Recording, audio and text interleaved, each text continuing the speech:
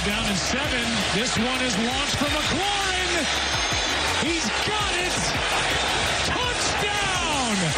Touchdown, Terry McLaurin. A superstar was born last night, and his name is Jaden Daniels. Agree or disagree? Agree. 100% agree. That's what it sounded like last night on ESPN, and then this morning as they discussed the results of last night's game on ESPN with Alex Ferrario and Bradford Browns. I'm Brandon Kiley. You've got BK and Ferrario here on 101 ESPN. T-Bone out. He's a little under the weather today. Hoping to be back in later on this week. He's doing fine. So if you're wondering, that's where T-Bone's at. Alex, the games last night, I thought there were a million different storylines that came out of them. Let's start with the one that they were discussing there, which is a young football player by the name of Jaden Daniels, who in a league where every quarterback has looked terrible for the majority of this season, he's looked fantastic over the last couple of weeks. The Commanders' offense has been great over the last couple of weeks, with Cliff Kingsbury leading that unit. Alex, they haven't punted in 2 straight games, the Commanders. They have scored on 15 consecutive offensive drives. That doesn't count 2 one-play possessions at the end of the half. This is something that I wasn't expecting. I thought Jaden Daniels had a chance to be really good. I thought both he and Caleb Williams were special talents coming out of college football. What I think we might be witnessing right now is the value of a guy getting 50-plus starts at the collegiate level. Most of these college quarterbacks come to the league, and they've got some of them 15 starts in college. I would have been curious to see what Michael Penix Jr. was going to look like this season if he went into a situation where he was able to start, because he was a guy that started a ton of games in college as well. Atlanta's probably thinking that right now. 100%. Jaden Daniels looked great last night. Alex, I know that's not the takeaway, though, that you had from that game, that a lot of people had from that game. What did you take from the Bengals versus the Washington Commanders? Bengals are burnt toast. They're done, ladies and gentlemen. I'm sorry. I went into the season feeling as if the Cincinnati Bengals had that just bad vibe about them. I know everybody was like, Burrow is healthy. They're going to have all of their weapons. They made the Chiefs bleed. I get it. But they had a lot of outside problems that feel like they're dwindling onto the field. And now you just lost to the Commanders. You're right. Jaden Daniels feels a lot like what C.J. Stroud felt like last year. Great comment. Where it was like it's the guy that is kind of overshadowed by the number 1 pick, but then the second guy is the one that just goes out and dominates. And it's great. But the Washington Commanders, like Austin Eckler and Terry McLaurin just whooped up on your defense right now. And this defense, I was told, was going to be really good for them. And they looked good against the Chiefs. I can't explain it, but they always seem to find a way against Kansas City. I could explain it. When you hate your big brother, you always come out with your A game. That's a good point. And that's what the Bengals and Chiefs were. But like against the Patriots, well, yeah, you held them to 16 points, but that's Jacoby freaking Brissett. You scored 10 points against them. And I understand you didn't have your full offensive weapons, but you don't have excuses anymore if you're the Bengals. You had T. Higgins last night. You've got your full arsenal of weaponry. And yeah, Jamar Chase had a touchdown and he had 116 yards. Their offense yards. was fine last night. This is the thing that I'm not willing to do is I've seen a lot of people critical of the Bengals from yesterday, and they're like, Joe Burrow's cooked. It's over.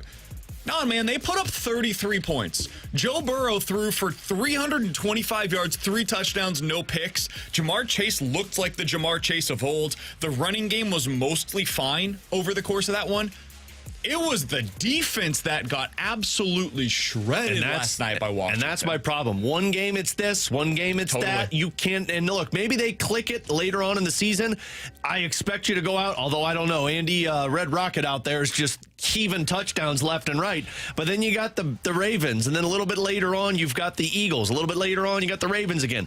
This just feels like a team that's probably going to push for a playoff spot, but I am done pretending that the Cincinnati Bengals are a Super Bowl contender. All right, so not only that, we might be done talking about them as a playoff contender because, Alex, this note is going to be talked about all day on ESPN. Here on 101 ESPN, you'll be hearing it a lot. Since 2000, the only team that has started 0-3 and reached the postseason was the 2018 Houston Texans.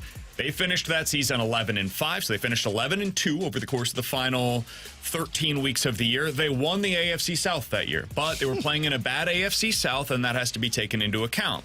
Dating back to 1990, so adding another 10 years of evidence here, there have only been 4 teams that made the postseason in the last 25 years that started the season 0-3. There were 162 such teams. 4 of them made it to the playoffs. 2 teams that played last night have now started the season 0-3. One is the Jacksonville Jaguars. The other is the Cincinnati Bengals. Alex, are you ready to write off both of them today? Are you done in saying, hey, those teams are not making the playoffs? They're going to be one of the 158, not one of the 4. Oh, yeah, Bengals are that team that, like, I could say that I'm done with them and they'll rally off like an 8 or 9 game win streak towards the end of the season. But I'll say that I don't believe they're a playoff team. I just think there are other better AFC teams right now from what I've seen from them in 3. I was ready to write off the Jaguars before the season began. Didn't buy into Trevor Lawrence, didn't buy into Doug Peterson. I felt like they didn't really do anything to make their team better, with the exception of bringing in a couple of draft picks. Yeah, I think the Jaguars basically showed you that they aren't any good and they don't have any chance to make the playoffs. Now, they're in a bad division, I guess, but I'm done on Jacksonville as well. They were a team from the start I never felt like. I'll stick with you on that first. I thought the Jaguars would be better than this. I didn't think they were going to be an abomination, and that is exactly what they are. They're the most disappointing team so far this year in the NFL, full stop. They're a train wreck. Yeah. And they're done. And I think everybody inside of that organization is getting fired by the end of the season. I think that's the direction they're heading. Yeah. Now let's go to the Bengals side of this. I think they're more interesting, personally. I'm not ready to write them off. I'm not. I think they have every chance to be one of those 4. Here's their upcoming schedule, Alex. You tell me how many losses you see in this stretch of games. Carolina, on the road. That better not be a loss. Baltimore at home. That's a loss.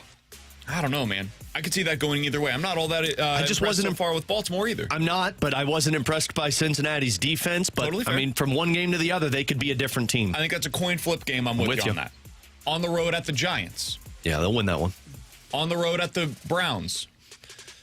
Yeah. Coin flip, but I think you should win that game. Defensively make them tough, but yeah, I think you'd win that one. Home against Philly. I think that's another coin flip game. Yeah, coin flip.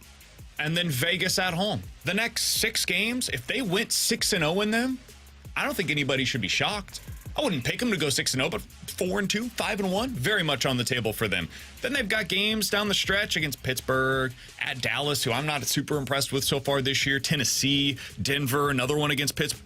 Dude, this team could easily finish the year 10-7, get into the postseason, find a way, and then boom, now we're talking about, oh, Joe Burrow, 10-4 down the stretch. Look at this offense. T. Higgins, Jamar Chase, they've got the running game going again. Lou Anarumo, who wants to see him in a playoff game? And you know who's not going to want to see him in a playoff game? Me. This guy has 2 thumbs, and I don't want to see Big Lou in a playoff game against the Chiefs again. I'm not interested.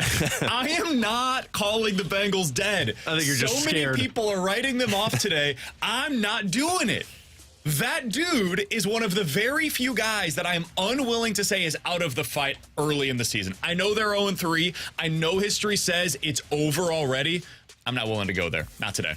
Not with this guy. With the Jaguars, throw all of the dirt on them. They're 6 feet under already. They're just waiting to be put in that coffin. The Bengals, man. I've seen this guy come back to life. I came into the season thinking the Broncos and the Patriots are going to be the joke of the AFC this season. I think the Jaguars and the Titans are going to be the jokes of the AFC this season. The Titans had... Well, the Titans got a quarterback problem.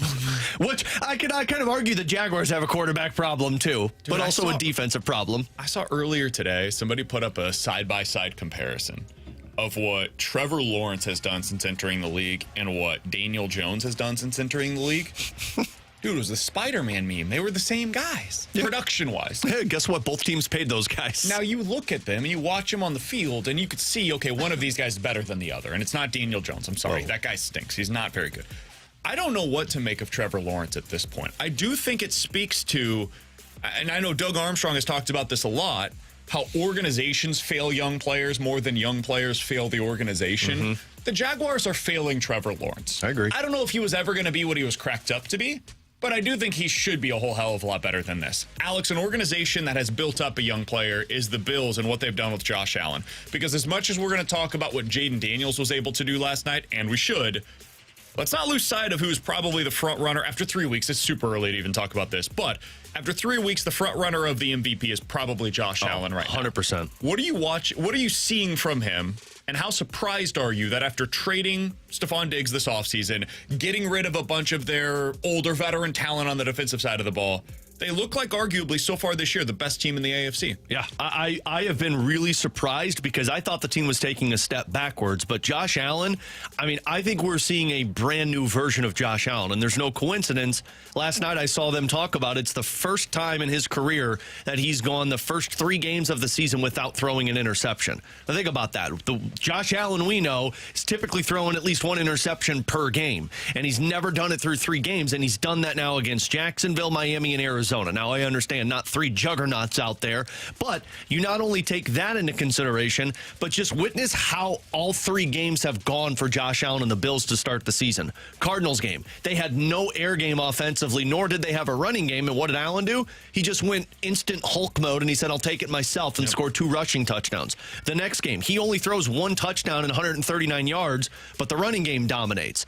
And then last night, he throws 4 touchdowns and over almost 300 yards through the air. I think Josh Allen is a more confident player. I think Josh Allen is more of a I don't have the drama behind me type of player, meaning Stephon Diggs. And, man, that defense has been surprising to me. I thought it was going to take a step back. I have been really surprised at how this brand new mode of Josh Allen feels like it's the ultimate Captain America that's going to be able to take his team to wherever they need to go. They've been very efficient offensively so far this year.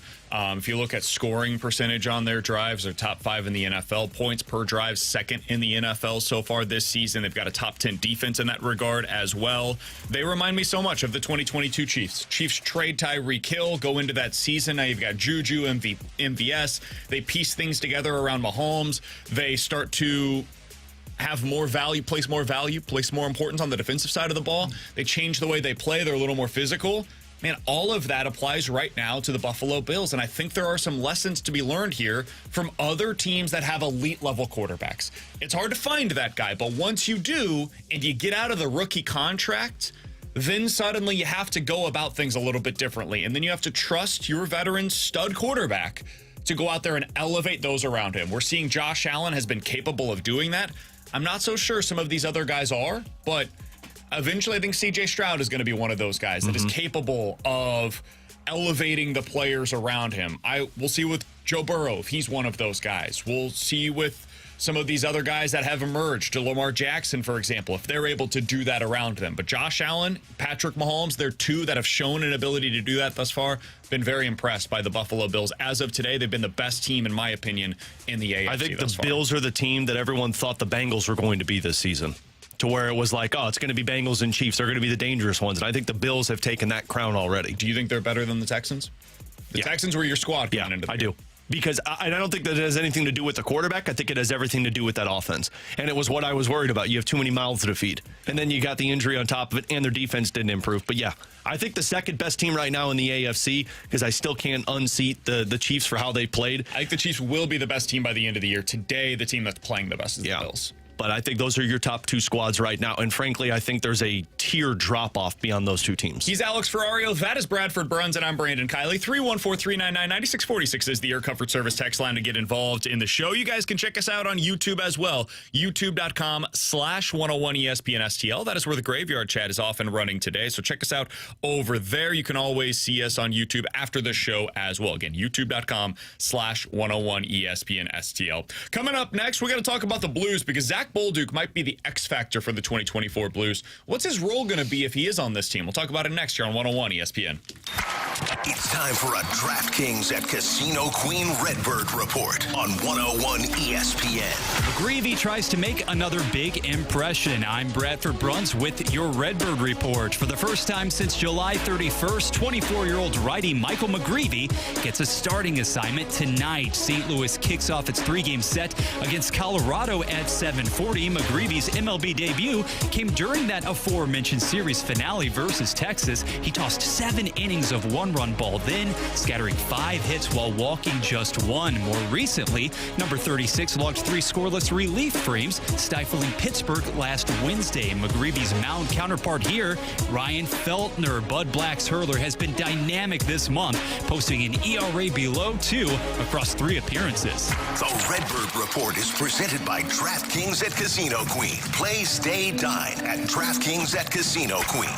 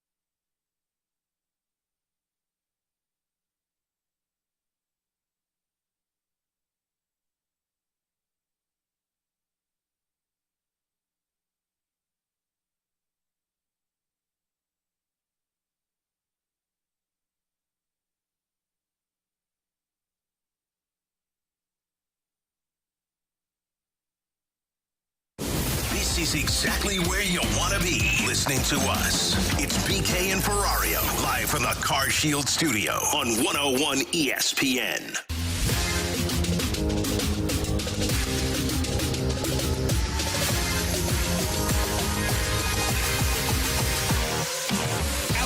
Good team, regardless of the sport. Typically, you've got somebody that outperforms expectations. And for the Blues, there are a lot of guys that already have pretty defined expectations heading into this season. With Alex Ferrario and Bradford Bruns, I'm Brandon Kiley. One of those players that doesn't, though, that has a wide range of outcomes. The top end is really good. The bottom end is, hey, maybe he's not even here for the majority of the season, is Zack Bolduc. And earlier today, Jeremy Rutherford, who's going to join us coming up at 12 o'clock today, put out his bold predictions for the 2024 Blues season. One of those predictions was that Zack Bolduc would finish top 5 on the team in goals this year. That would likely mean 20-plus goals at a minimum on the season, probably 25 or more goals for the Blues. Alex, you were saying to me earlier today before we got on the show that Joey Vitale said something similar to this, not about his goal production, but about Bolduc likely starting the season with the team on opening night. If this ends up being the case, if JR and Joey are correct, and Bolduc not only makes the team, but then is super productive, what does it do for your expectations for the 2024 Blues? I mean, it turns it from being, could they be a playoff team, to being a playoff team. Because if Bolduc's on this team, let's be clear about this. Doug Armstrong has said he's making this team if he's playing in the top 6 as a winger. He's not coming to this team to be a bottom 6 winger. So if you're playing him in your top 6, that means he's playing over one of Jake Neighbors, Jordan Kyrou, Pavel Buchnevich, or Braden Shen. One of those 4 guys he's playing over, and it depends on the center spots and who's going to be there. But if Zack Bolduc is making this squad, one, the Blues believe that he's ready for the NHL level and he can contribute on the offensive side. I wasn't overly impressed by his game on Saturday against Dallas. He had 3 shots on goal, but there really wasn't a whole lot with his line of he and Jake Neighbors and Pavel Buchnevich. But if he's making this squad, then the anticipation should be, okay, well, this guy could put up somewhere between 15 and 20 goals this season. And remember on Friday, callback for everybody, if you missed the podcast, you can check it out up on our podcast page. But we went through and kind of estimated what every single player's goal total could be to kind of see where the team falls in line of the playoffs. And we put Bolduc in the conversation with 5 other guys of who could, as a group, score 25 goals. If Bolduc's going to be up here, he could be a guy that could give you 20 goals this season. And if that's the case, if you're putting him in a top 6 role and he's producing, then yeah, this team should be considered a playoff squad because it does a couple of things. Gives you more offense, makes your power play a little bit more lethal because Bolduc's that one-time shot that we've talked a lot about of who's it going to be. I'm a little surprised by that. I don't believe he's going to start the season on the roster. There's just a lot of guys for him to have to leapfrog over. Agreed. But Joey and now JR's was a bold prediction. When Joey and I were talking, Joey seemed pretty confident that Bolduc's going to make this roster out of camp. I'm going to be really surprised because somebody is going to be sent through waivers down to the American Hockey League if Bolduc is making this NHL roster. And I'm okay with that, man. That's the thing is that at a certain point, you got to say, hey, if the kid is ready, he's ready. And I felt last year like he was ready. Now, he made mistakes, and he will continue to do so this year. If Zack Bolduc's on the roster, we should all be prepared for some rookie-level mistakes because that's exactly what he is right now. Mm-hmm. But you could also be prepared for something like what JR's saying, where he could score 20 goals for you this year, and he helps you out on the power play, and he's a dynamic young player, and this is the time to get those guys into the lineup. It also, in my opinion, would likely force their hand to use somebody other than Buch as your second-line center because, listen, man, I don't think Buch is the guy. You don't want to be working on getting one player comfortable at center while also getting a rookie acclimated to the NHL and trying level. to compete in the Central Division early on in the season. It just doesn't feel like a great recipe for success, in my opinion. So maybe then what you see is what we've always wanted to see, Alex.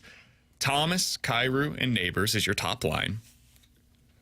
Buch with Shin and Bolduc as your second line. And then you go like Holloway, Saad, and Texier maybe as your third line. And then you've got Joseph and Toropchenko and Foxa and Dean and Sonny all as options for you on your fourth line.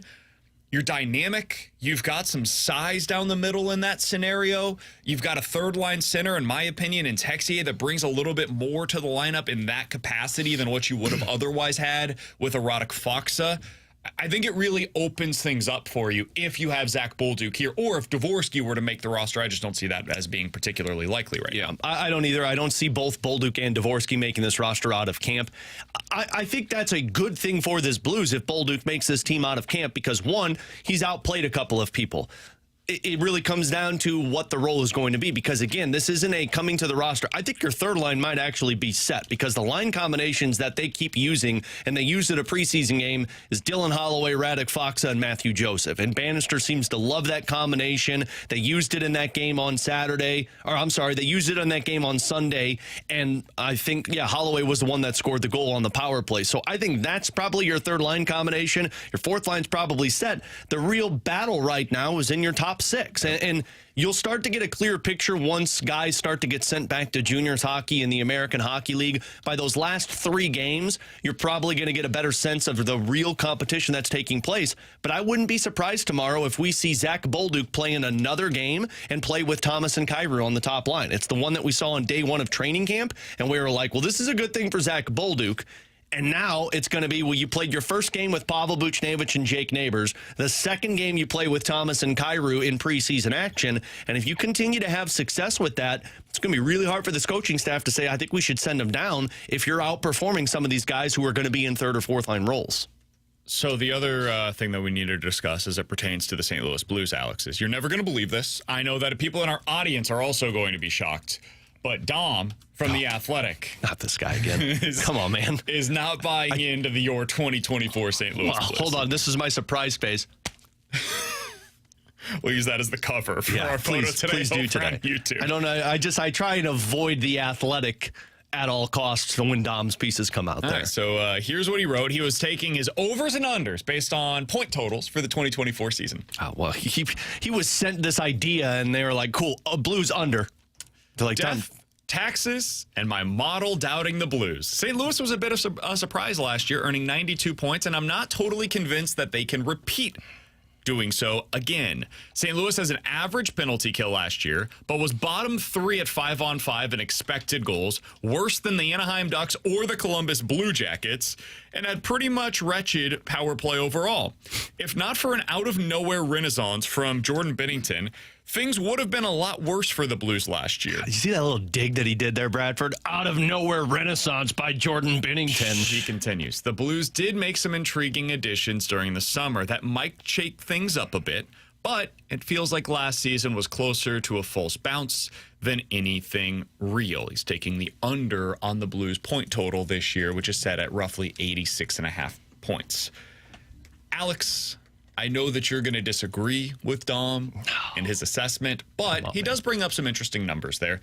Average penalty kill, a terrible power play, bottom 3 at 5-on-5 in expected goals, had a bounce-back season in a huge way from Jordan Binnington, like unreal numbers, possibly has some regression this year and is still a really good goalie. That's how great he was last season. Does that concern you at all? Some of the things, forget his overall assessment and how down he's been on the Blues for years now, but he does make some fair evaluations of what the Blues were a year ago and how much they would have to improve in order to get better this year. I think there's one area that he references that I can see being a reason this team is less than their point total from last year, and it's the power play. I'm actually not concerned about their penalty kill at all because I think they added 3 guys on the penalty kill that are going to be really beneficial for this team. Matthew Joseph, Radek Faksa, and Alexander Texier, and add those guys already in to who you had in Pavel Buchnevich, Robert Thomas playing in that spot, and Alexei Toropchenko. I think you're good on the penalty kill. Defensively, now you're going to be deploying Colton Parayko, Nick Leddy, Philip Broberg, and probably Ryan Suter or Matt Kessel in that spot. And goaltending, I mean, look, people can still be concerned about it. I mean, you heard the quote he used, out-of-nowhere renaissance by Binnington. Like, we know what the guy's been. He's been really good. It's just been terrible in front of him. The concern is the power play. And I brought this up yesterday, BK, on the show with T-Bone and Bradford. The last time the Blues have had a power play defenseman who has put up 25 or more points on the power play was Kevin Shattenkirk almost 10 years ago. Oh, my God. They've only done it twice where a defenseman has put up 20 points, and it was Petro and Shattenkirk. Torrey Krug has never put up 20 points on the power play. So your power play is going to have success. And to do that, you're going to have to find a power play quarterback, which I don't know who that is. I don't think it's going to be Scott Perunovich. You're going to have somebody who's got a one-timer threat. Could be Zack Bolduc, but you're going to have consistency on the power play. That, in the points from Dom, I would agree with, because if you look at the playoff teams last year, I think there were two teams that weren't in the top half of the league that weren't power play in the top half that didn't make the playoffs. So, you got to be a power play team. I think Jamie always says you got to be top 16 when you combine the numbers of your power play and your penalty kill to be a real contender in the NHL. And that, the Blues with just one if they're two, whichever one you wanted to look at, we're above that number. With Alex and Bradford on BK, coming up in about 15 minutes, 314-399-9646 is the Air Comfort Service text line. We'll get into some questions and answers. If you guys have any questions, we'll get to those at 11:45. But next, there's been a lot of criticism of Brady Cook over the past few weeks. Some of it is very deserved. Is he good enough to lead Missouri to a playoff appearance? I think there's some differing opinions on this. We'll give you ours coming up next year on 101 ESPN. Make your picks for this week's Fastlane Pick'em Challenge at 101ESPN.com. Show off your football knowledge and see if you can top the Fastlane and the dudes from the Rizzuto Show on the point. For this week's top score, it's the Fastlane and the Riz Show throwing down all football season long in the Pick'em Challenge. Enter your picks for this week right now at 101ESPN.com. Refreshed by Bud Light, official beer sponsor of the NFL. Easy to Sunday, easy to enjoy.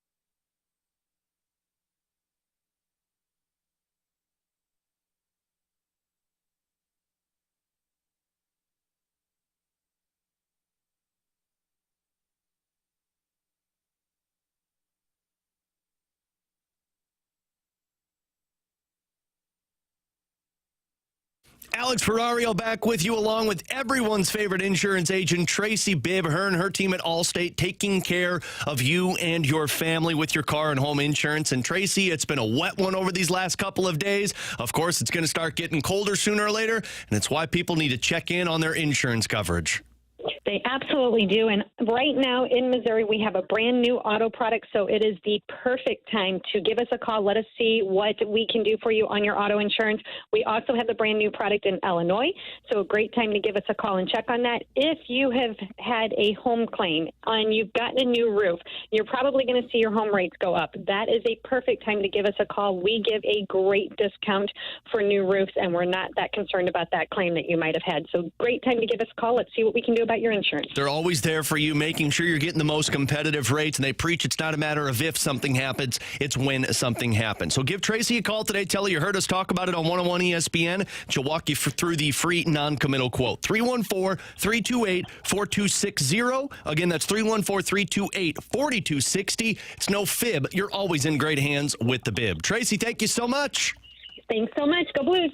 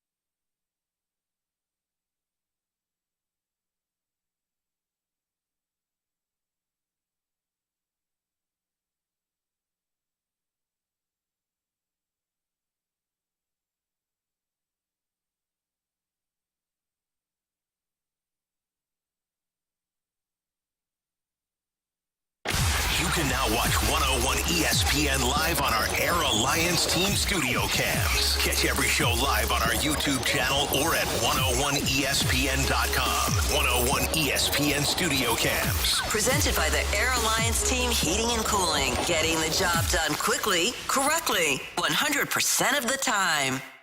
101 ESPN Sports Center.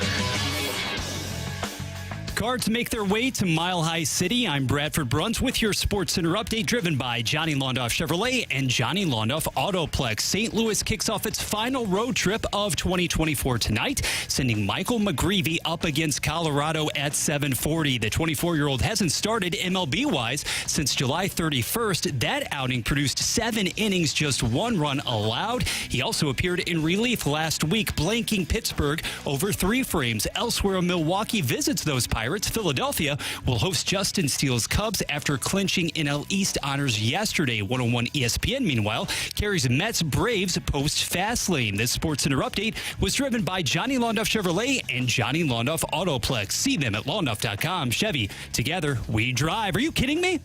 They are St. Louis. It's BK and Ferrario, live from the Car Shield studio on 101 ESPN.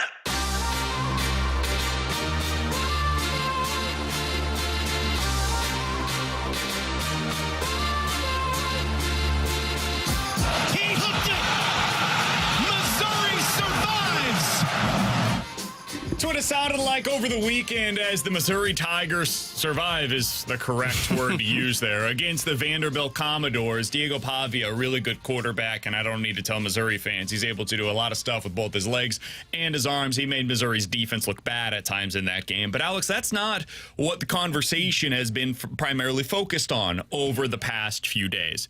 It's been about the quarterback, Brady Cook. And I understand that. To a degree, it's deserved. He has not been very good so far this year. The deep ball has not been able to connect between he and Theo Weiss or Luther Burden. Hasn't been a whole lot of usage with Marquise Johnson in that regard either, even though he was very good through the air deep last season. This is a quarterback, though, last year, Alex, that threw for 3,300 yards, averaged 9 yards per attempt, and was coming into the season considered to be a top 15 or 20 returning starter in all of college football, and that's conservative by nature. I think you could argue he was even higher than that. Alex, as of today, I think there is a lot of tension among Missouri fans when answering the following question. Is Missouri good enough with Brady Cook as its quarterback to get to the college football playoff? When asked that, what would your response be, Alex?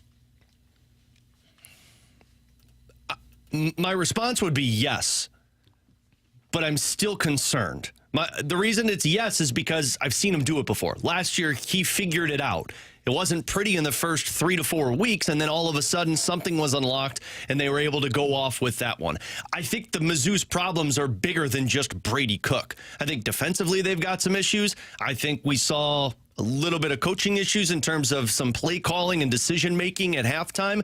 That one has seemed to be some problems. Offensive line has an issue to where Brady Cook is always under duress. I don't think the sole reason Mizzou dropped down to 11 and barely beat Vanderbilt in double overtime is all on Brady Cook.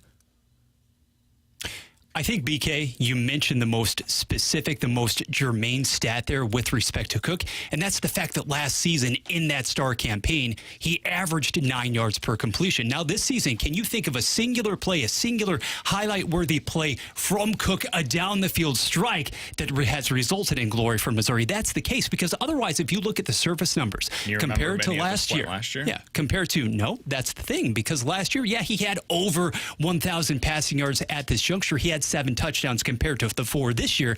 He didn't have a pick at that juncture, but there even hasn't been a lot of success, I would say, in the intermediate game either. A couple of weeks ago, he took what the opposing defense gave him against Buffalo, and Weiss had a career game as a result. But if you think back to the plays against Boston College, the way in which they were able to move the football, that Tigers offense, primarily because of the outside zone game, as benefited by Nate Noel there, and Luther Burden being able to do his individual thing. Yes, he has missed on a lot of different connections, but I agree with Alex, too, insofar as the pass pro in particular, it's been inconsistent. And on how many occasions have we seen this team this year shortchange and short circuit itself by continuing to have penalty after penalty? The discipline has been as striking to me as anything else in the QB realm. I'm going to read you some numbers. Yes. 280, 278, 143, 214, 156, 219, 222. Those are passing yardage by a quarterback who ended up going to and winning the national championship last year through the first 6 weeks of the season. That was J.J. McCarthy last year. Now, I know what the text line is going to say. 314-399-9646. That's the Air Comfort Service text line to get involved in the show. They'll say, but BK, Michigan had a fantastic defense, better than what Missouri has right now, and an excellent running game with Blake Corum in the backfield and a really good offensive line, all of which is true. And most of those things I can also say about the Missouri Tigers in 2024. Missouri has one of the best running games in college football so far this year. Their defense seems to not be able to make plays in the first quarter. They're like incapable of getting stops in the first quarter. But after that, and I know that's a very much a, other than that, Mrs. Lincoln, how was the play situation for Mizzou? But after the first quarter, they have found ways to adjust and they put the clamps down for the most part. Boston College, a perfect example of it. And last week was that for the most part, after that first quarter, they have had a couple of coverage breakdowns that don't just result in big plays. It's like 70-yard touchdowns that are results of those big plays. If you're able to fix that, just coverage breakdowns, complete meltdowns by your defensive backs, communications breakdowns, the defense is going to be really good. The running game is excellent, and that buys you time for Brady Cook to become the player that he was a year ago. I don't buy that this passing game is broken now. I don't believe it, because it's the same guys that were there last year. I also think we just overstate how good your quarterback has to be in order to get to the college football playoff, because we see last year what it took to get there, and we're like, oh, well, that's what it is every year. No, it's not. Last year, it required some of the best quarterbacks that we saw in college football. It was Michigan, Washington, Texas, and Georgia, right? Those were the teams that were able to get there. Well, you had potentially 4 future first-round picks among those 4 teams, each of them, and maybe more, because Texas might have a future first-round pick as their backup on the roster right now. Man, look at some of the other quarterbacks that have made it to the college football playoff, and this was when there were 4 teams getting there in recent seasons, Alex. You think about this. I've got a list that I sent to a buddy the other day. Here are some of the guys that have been able to make it as quarterbacks for college football playoff contending teams in recent seasons, all right? So you look at like Alabama. Jake Coker was able to make it to a college football playoff. J.T. Barrett with Ohio State was able to make it to a college football playoff. These aren't guys that you look at and say like, oh, they were future NFL guys.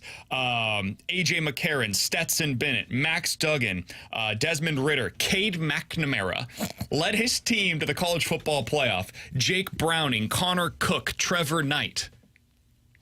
I think Brady Cook's going to be all right, guys. Yeah.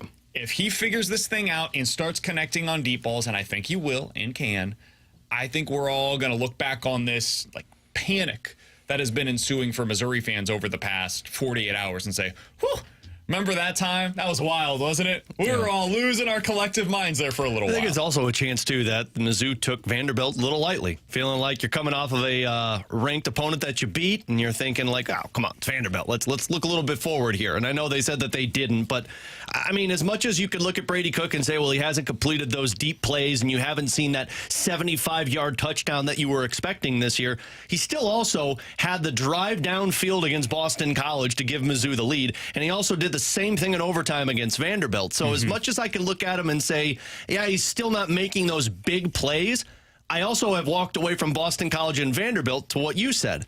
I've walked away saying, yeah, I'm more talking about the defense giving up those 75-yard plays and thinking, wait, where did that come from? And the offense has to get better.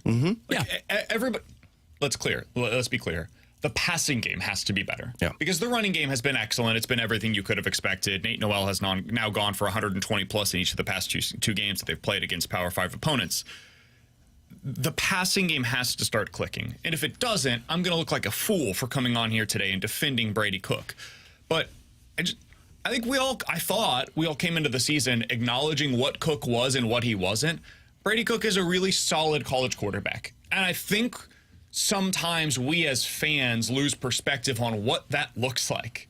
This is it. It's inconsistent. And there are games where you're going to want more out of your quarterback when it's a solid college quarterback.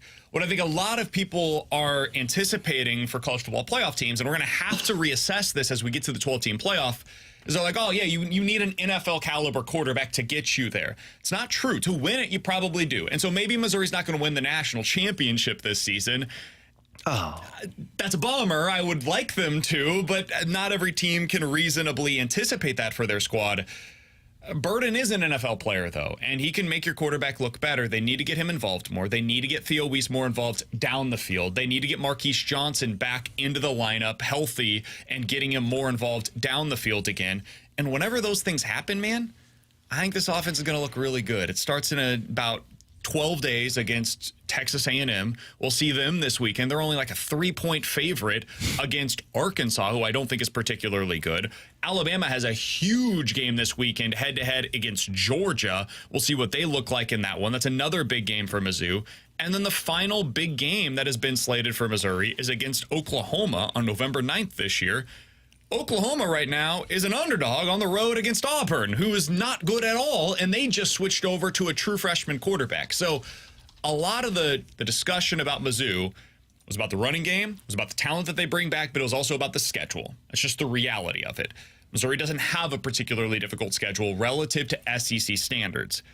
It feels like it's gotten even easier compared to what people were anticipating coming into the season, because Texas A&M has not lived up to expectations. Oklahoma is potentially going to be like a 4-loss team by the time that Missouri sees them later on this year. And then Alabama is what it is. You got one really difficult road game this year.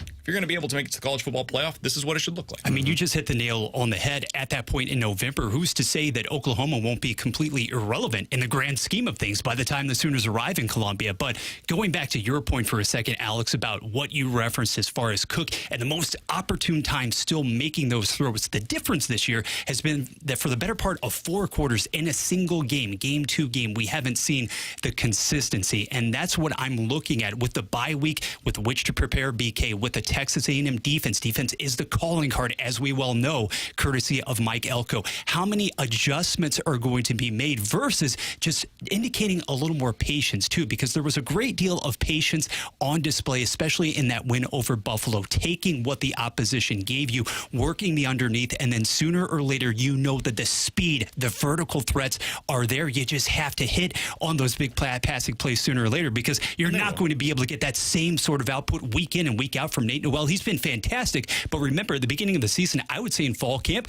we were still wondering exactly how many reps is a Nate Noel going to receive versus a Marcus Carroll. That has not been a tandem whatsoever in the past 2 weeks, and I think because of the burst there, you're going to see more of the Noel show moving forward. And you should. He's been the better back so far for Mizzou, and it might be dependent upon the matchup as well, but the running game's there. Now you just got to get the quarterback going. Yep. And I think there's a lot of differing opinions, as we're seeing right now on the text line, 314-399-9646, and on the YouTube chat. A lot of people in support of you? No, not so much. People are very much down on Brady Cook, and he's earned that so far this year with his performance on the season. I'm still in. I will buy your Brady Cook stock, not because I think he's a future NFL talent, not because I think he's a first-round pick or anything like that. I think he's good enough. I think he's capable enough to get Missouri into the top 12 by the end of the year, given the talent that's around him. I'm trying to remember, BK, the last time people doubted Brady Cook, and didn't they boo him when he walked onto the field? Yeah, he finished the season pretty well last year. A little over, 3,000 yards? Yeah. And cool. Missouri went 10-2 with Brady Cook as their starter last year. Let's keep that in mind. And I think there's a pretty decent case to be made. Their schedule was actually more difficult last year than it is this year. Oh, totally. And I think the team's better this year. Overall, I think you look at the talent that's been assembled. I think they have a better roster this year than what they did last year. Now they got to go prove it, though. They have not looked like that so far through the first few games of the 2024 season. All right, 314-399-9646 is the Air Comfort Service text line. Let's get to questions and answers coming up next. Tomorrow night, the Blues are back on ESPN with preseason play. Shoots, he scores! Blues and Blue Jackets. Pre-game at 5, puck drop at 6. The wait is over! Your exclusive home for Blues hockey is 101 ESPN.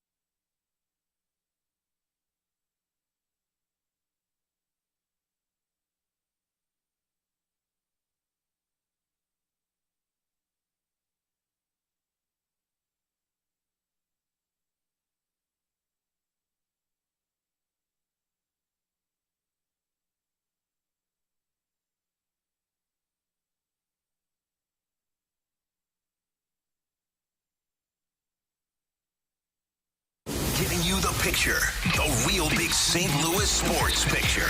It's BK and Ferrario, live from the Car Shield studio on 101 ESPN. You've got questions, we may have the answers. Maybe. It's BK and Ferrario's questions and answers. Presented by Window World St. Louis.com. Simply the best for less. With Alex and Bradford on BK, 314-399-9646 is the Air Comfort Service text line for questions and answers. If you guys have any questions, go ahead and get them in right now on the Air Comfort Service text line. We'll get to them as we go along. 314-399-9646. Also, YouTube channel, youtube.com/101ESPN Guys, as of today, who is your favorite college football team to watch this year? Not necessarily the best, but the one that you have had the most fun watching on a week-to-week basis. I mean, it's going to sound very homery, but Illinois. I found myself watching a lot. Dude, I've watched 3 Illinois games this season already. Interesting. Yeah, I can't believe I'm saying that. Like, of course, I'm seeing the Mizzou ones, but I find myself always going back the Kansas one, the Nebraska one, and then what was the other one that was like a nail biter for Illinois? I have to go back and look for it, but I think Illinois has been the one that's been entertaining for me to watch. Mine's Tennessee. That offense is so good, man. Took the words right out of my mouth. When you think about what that offense has been able to accomplish so far this season, is it sacrilegious to give a little bit of praise to Josh Heupel around these parts right now? Nico, phenomenal at QB. I expected that team to essentially whitewash Oklahoma, but when you look at the point differential through the first 3 weeks of the season, it was the best in modern SEC times. This team is dangerous. Yeah, they're very good. Their defense looks better this year as well, which is a big part of the improvement. They've got a quarterback, they've got a good defense, and we've got Josh Heupel, and you have those two elements, you're in a pretty good spot. I think they're a legit college football playoff contender this year. Looking at their schedule, they've got a tough test against Alabama. They've got a tough test against Georgia. If they win one of those 2 games, they're probably in, and that's their formula. I do find myself hate watching Colorado, though. Really? Yeah. So true. Did you enjoy this weekend? Yes and no, but they won, essentially. But, like, it was fun watching that type of game, but I do find myself hate watching Colorado a lot. All right, this one comes from Thundercat over in the YouTube chat. Alex, who's got the higher upside, Holloway or Bolduc? Ooh, that's tough. I'll say Bolduc because he's more of a pure shooter. I think in terms of higher upside with the Blues, I think it could be Holloway. I think Holloway plays more like the Blues want a player to play. I think both can be 25 goal scorers. 314-399-9646 is the Air Comfort Service text line. Guys, if you were redoing a fantasy draft today, who would be your number 1 overall pick for the rest of this season? Josh Allen. I'm not taking a quarterback number 1. I would probably go Saquon. Yeah. Based on what he's done so far this year. PPR? Either way. Doesn't matter. I was worried about the tush push with him, potentially taking away the touchdowns, and that hasn't been an issue. He's been scoring touchdowns like crazy. My second pick, though, would be Justin Jefferson. As long as Sam Darnold is healthy, he's been, in my opinion, the most impressive receiver so far. It's funny how those 2 guys are the ones that I think a lot of people were avoiding like the plague. At least in the 2 drafts that I did, people avoided them at all costs for the first 6-7 picks, and then you started to see them go. Yep. I'll tell you the one that I would drop stock down on is CeeDee Lamb. I still think he's going to be good. I do too. I just don't know how good. Not like he was last year. In the ground game, Breece Hall wouldn't be far behind for me either. I think that usage is going to continue to increase in the second half of the season, too. I think you nailed it, though. I think mine would probably be Saquon or Justin Jefferson. Yeah. Malik Neighbors, by the way. Woo! He's living up to every bit of the hype so far this year. BK was fun to watch last year in Como. BK would probably pick Christian McCaffrey again. All right, buddy?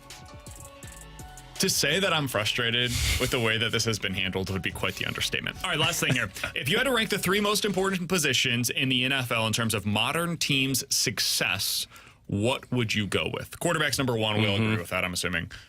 How would you rank 2 and 3? Jeez. I would go 2 pass rusher. It can be defensive tackle or defensive end, but just pass rusher. And then 3, I think I would wide receiver. I think I would go with a pass catcher. Is that a weird thing? That like it could be a tight end, it could be a wide receiver, but like a number one passing game option, I think would probably be the third most important. I think you're probably right where I was at, because I was trying to debate if I wanted a pass rusher like a defensive end or if I wanted a wide receiver second, because QB's number one. But I think those would be my three in any order. Yeah, in the modern era, I don't dispute that whatsoever, BK, going with the playmaker out wide at wide receiver. Whereas if you think back 25 years ago, greatest show on turf era, I would have said, give me that prohibitive left tackle. Still of the utmost importance, but now I get it. Chiefs are thinking that too, though. Get rid of the ball so quickly now that it places less of the importance on the offensive line. Still need it, but I think of offensive line as a floor position. Like, you need guys that are just capable. Wide receiver is a ceiling position where you need guys that can elevate those around him. All right, with Alex Ferrario and Bradford Bruns, I'm Brandon Kiley. Coming up in 15 minutes, we'll get into Bet It or Forget It. But next, Jeremy Rutherford, our Blues insider for The Athletic, he's going to join us to talk about his bold predictions for the Blues this year. We'll talk about that with him next year on BK and Ferrario. Be a part of the show.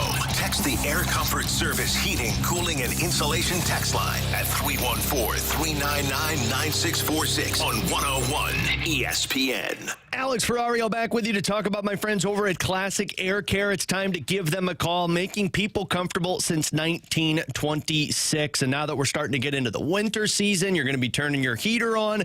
And before you do that, you need to get them to come out and check it out, make sure it's good to go. If you're like me and you have an older unit or had an older unit, and it might be time for you to upgrade that for you. And I would urge you, Classic Air Care is urging you to do that now before January 1st, because there are some government regulations on the new HVAC systems that are going to be put in place beyond January 1st, and those new units are going to cost 8 to 10% more than what they cost you now. So get that HVAC system in. If you're in the market for it, now's a perfect time to do that. There's financing options available to you over at Classic Air Care, and what I love about them, the knowledgeable technicians you're getting. They're not coming out there and trying to upsell you on everything. They're telling you what your house needs for the best energy efficiency and what's going to keep you cost efficient for you moving forward. So give them a call today. You can also schedule online, schedule those maintenance agreements to get out there and check things before the winter season gets here. Call them today. Tell them Alex Ferrario sent you. Or again, you could schedule online,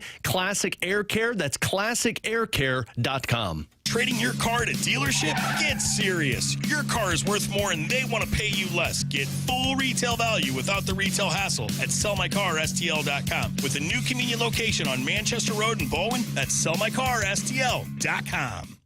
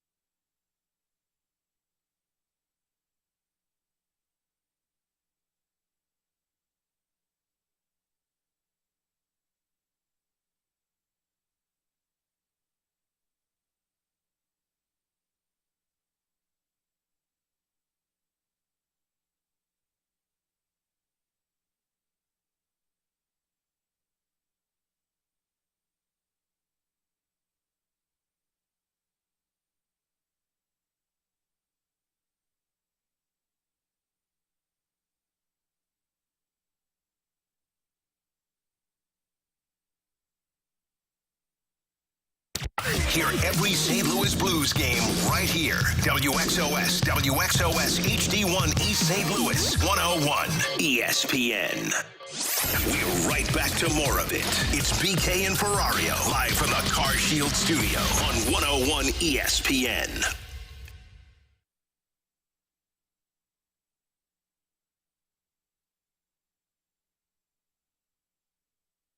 A proud Mitsubishi Electric Elite contractor.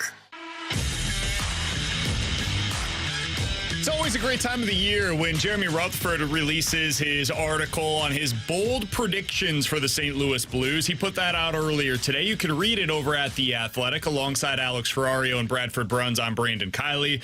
Jeremy Rutherford joins us now via the 101 ESPN hotline. You can, of course, follow him on Twitter at JP Rutherford, and you can read that aforementioned article over on The Athletic. JR, appreciate the time as always, man. How you doing today?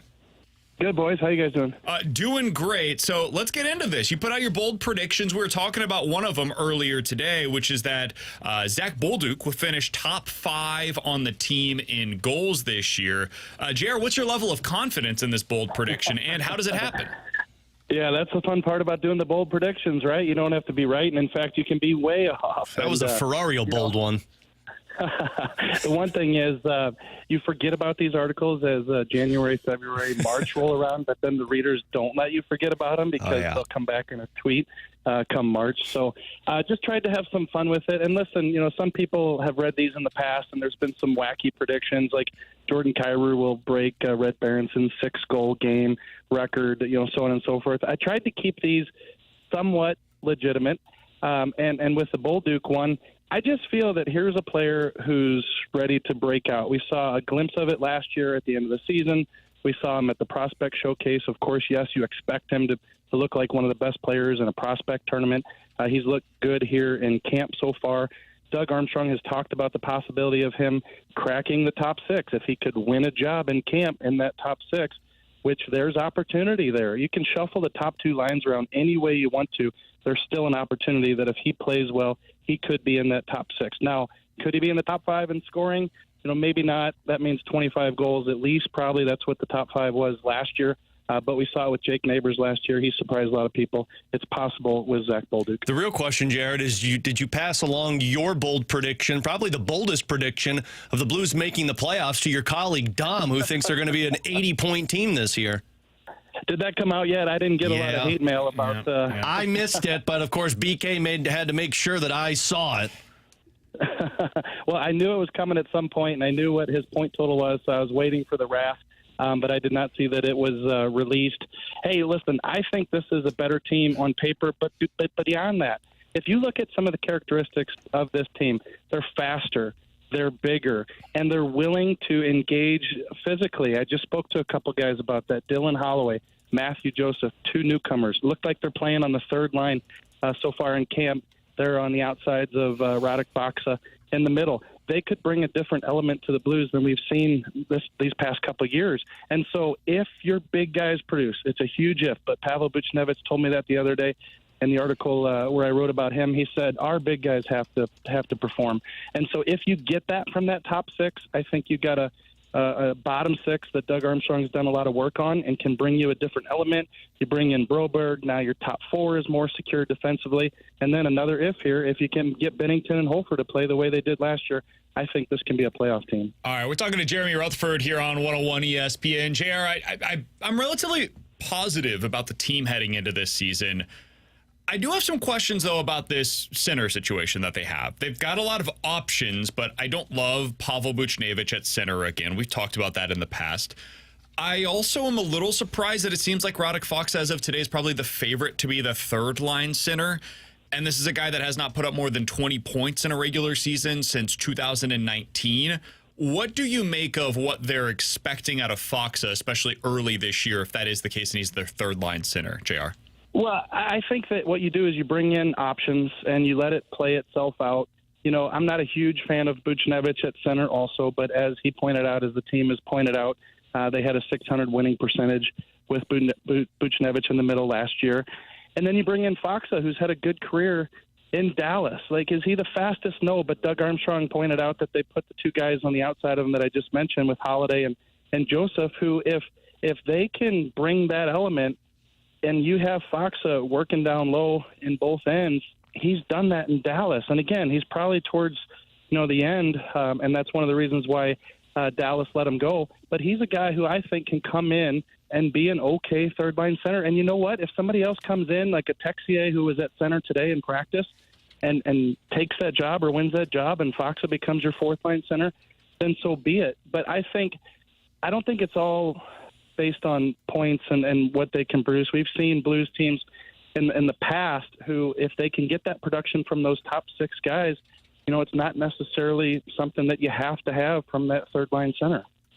So, JR, in terms of the defenseman, one of your bold predictions was Scott Perunovich getting on this team and possibly taking some ice time away from Ryan Suter.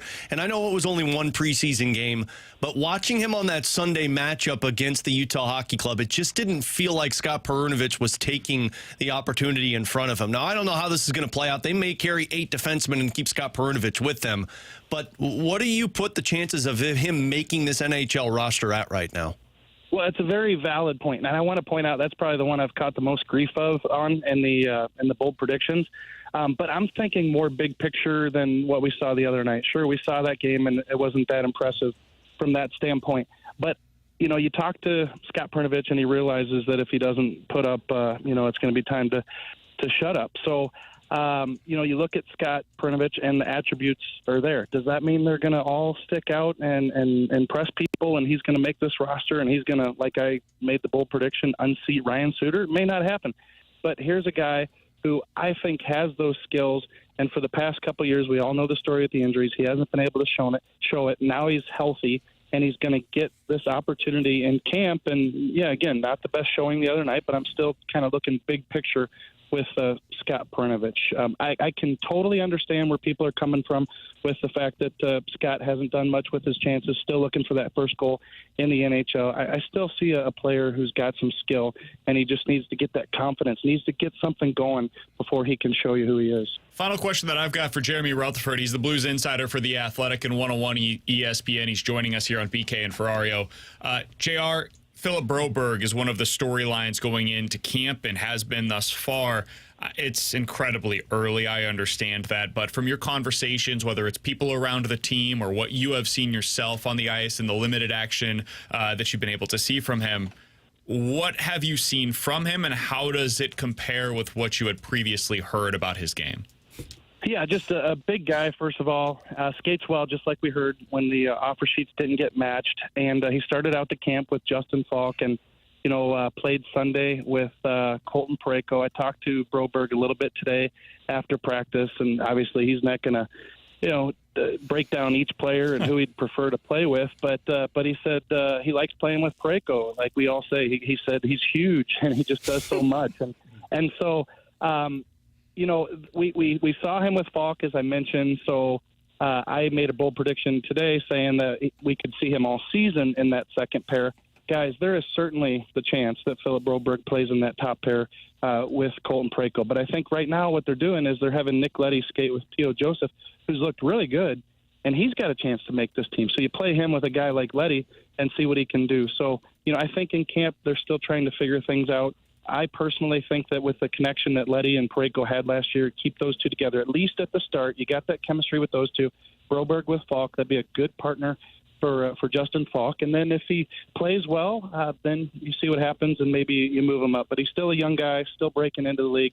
But I do think that he's looked pretty good in camp so far. JR, appreciate the time as always, man. Enjoy yourself out there. Good to have you back during the heart of Blues training camp and at the beginning of this Blues season. Look forward to talking with you again next week. Yep, sounds good, boys. Thanks. See you, Jeremy. Yeah, that's Jeremy Rutherford, Blues insider for The Athletic. Appreciate his time as always, joining us here on BK and Ferrario. Alex, something that I didn't ask him about, but I would be curious for you.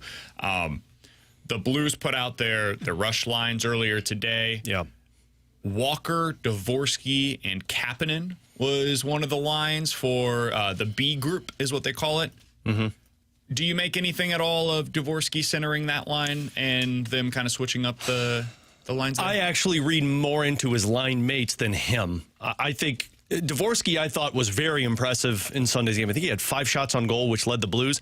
I think your competition for one of those roster spots are between the two guys that are playing on the line with them. And it feels like they're trying to find out, like, okay, how do you guys look with a Dalibor Dvorsky right now? I don't read much into it in terms of Dalibor Dvorsky dropping down, because I think, if I remember correctly, that game he played Sunday, he was playing with Braden Shen, and they moved Shen over to play with Pavel Buchnevich and Jake Neighbors because Bolduc moved over to play with Thomas and Kyrou. I think that's more about them wanting to see what those two guys look like with Dvorsky than it says anything about how Dvorsky is played. Interesting.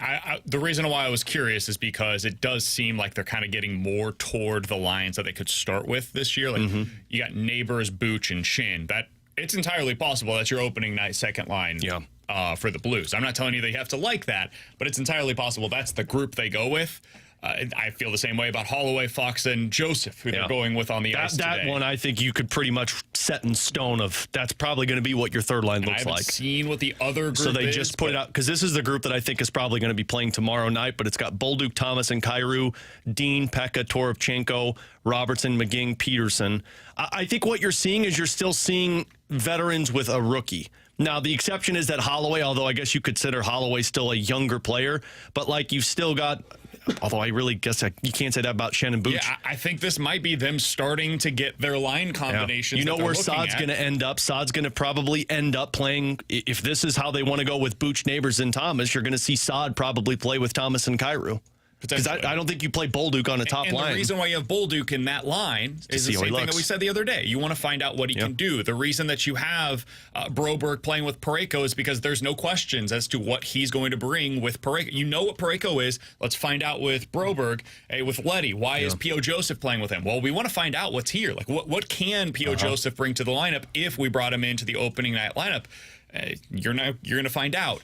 I find it interesting that Dvorsky is with Walker and Kapanen, because that's not where you would probably put him if he was still really competing for a night one roster spot. I think you would probably have him in that spot where Fox is, and you would just flip those guys. You don't need to learn anything about Radek Foxy. You have like 8 years of evidence as to what he is. Dvorsky not being with Holloway and Joseph in that Group B, I think is telling in terms of where he's at right now in the Blues' eyes. For better or worse. That doesn't mean you should be worried about him, but I do think as of today, like his stock of making the opening night roster has dropped for him. Yeah, it was already an uphill battle for him, but it drops a little bit. I do wonder, too, if they're doing that to say, like, let's see if he elevates his players around him, because Kapanen was fine in that game on Saturday. He was playing with Zack Dean, and they scored a goal, so you got to give him credit there. But I wonder if they're trying to find out if he elevates. Really, when you get a really good idea of what they're looking at in terms of line combos is when they make that first set of roster cuts, because then you narrow it down to two groups that practice, and typically you have a couple of NHL lines with a couple of AHL lines, seeing how they look in those two groups. Let me put this another way. If Dvorsky makes this roster, he's never going to play with Walker or Kapanen. I mean, never. Yeah, you not going to see any ice time with him. You are 100% right. I mean, listen to what Doug said. Doug said if he makes his roster, he's a top 6 centerman, or a top 2 centerman, top 6 forward. So he basically, Walker and Kapanen are not that. Yeah, those guys are fourth line players. If you're having him play in that capacity, you're probably having him play with guys that he might play with in the AHL this year. You know, that might be guys that are in the top 6 in your AHL roster. Could be. It is what it is. Is it disappointing? I guess you can be a bit. Dvorsky's still unbelievably young, and at some point this year we might see him getting to the AHL this quickly and being as dominant as he was towards the end of last season. That is a step in the right direction. This would be like, had he made the opening night roster, it would have been surprising to basically everybody, given what the trajectory was supposed to be for his NHL career. All right, with Alex Ferrario and Bradford Bruns, I'm Brandon Kiley. If you have not seen JR's bold predictions in full, you can check it out over on The Athletic today. You can follow him on Twitter again at JP Rutherford. Coming up next, let's get into a game of Bet It or Forget It. 314-399-9646 here on BK and Ferrario. You want to say something? Then say it. Use the mic drop feature in the 101 ESPN app. Search the 101 ESPN app now in the App Store or Google Play.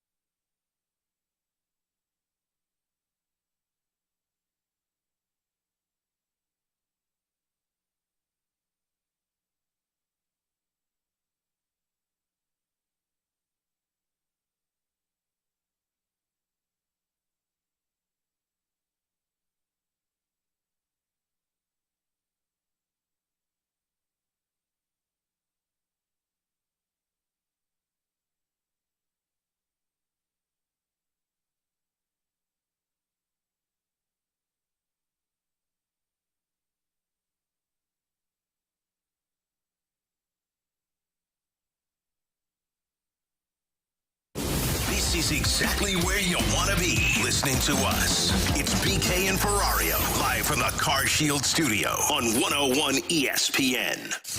Vegas sets them up, and we're here to make the call. It's BK and Ferrario's Bet It or Forget It on 101 ESPN. Presented by Circus Sports Illinois. Sports betting the way it should be.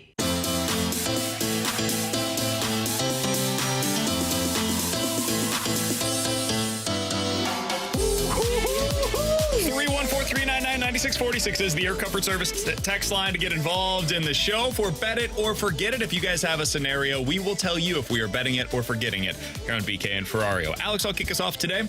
Bet it or forget it. The Commanders will win the NFC East this year. Ooh, man. The Commanders, as of today, are 6-1 odds to win the NFC East. For context, the Cowboys are 2.5 to 1. The Eagles are the overwhelming favorite. They are actually minus 180. So you have to bet $180 on the Eagles to win $100. And the Giants are 41 to 1. Wow. If anybody's put money on the Giants, just actually Venmo me your money rather than bet on them to do something. But it's a better cause, if nothing else. Very true. I got 3 kids. Alex's kids. Come on. They all have weddings soon, meaning 30 years from now. There we go. Got to build up for it.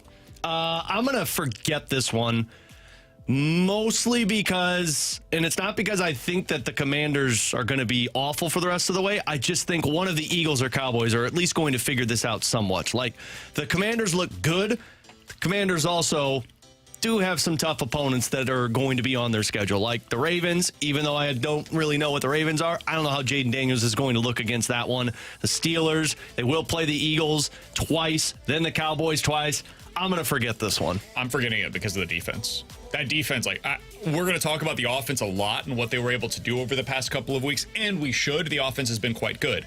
Their defense is abysmal, and the only time that they've looked like an above-average unit so far this year was against the Giants, who, as we know, have a horrific offense. So, again, send me your money. I don't think that they are capable of winning this division just because they do not have the defense to do so, but they clearly got the quarterback position correct.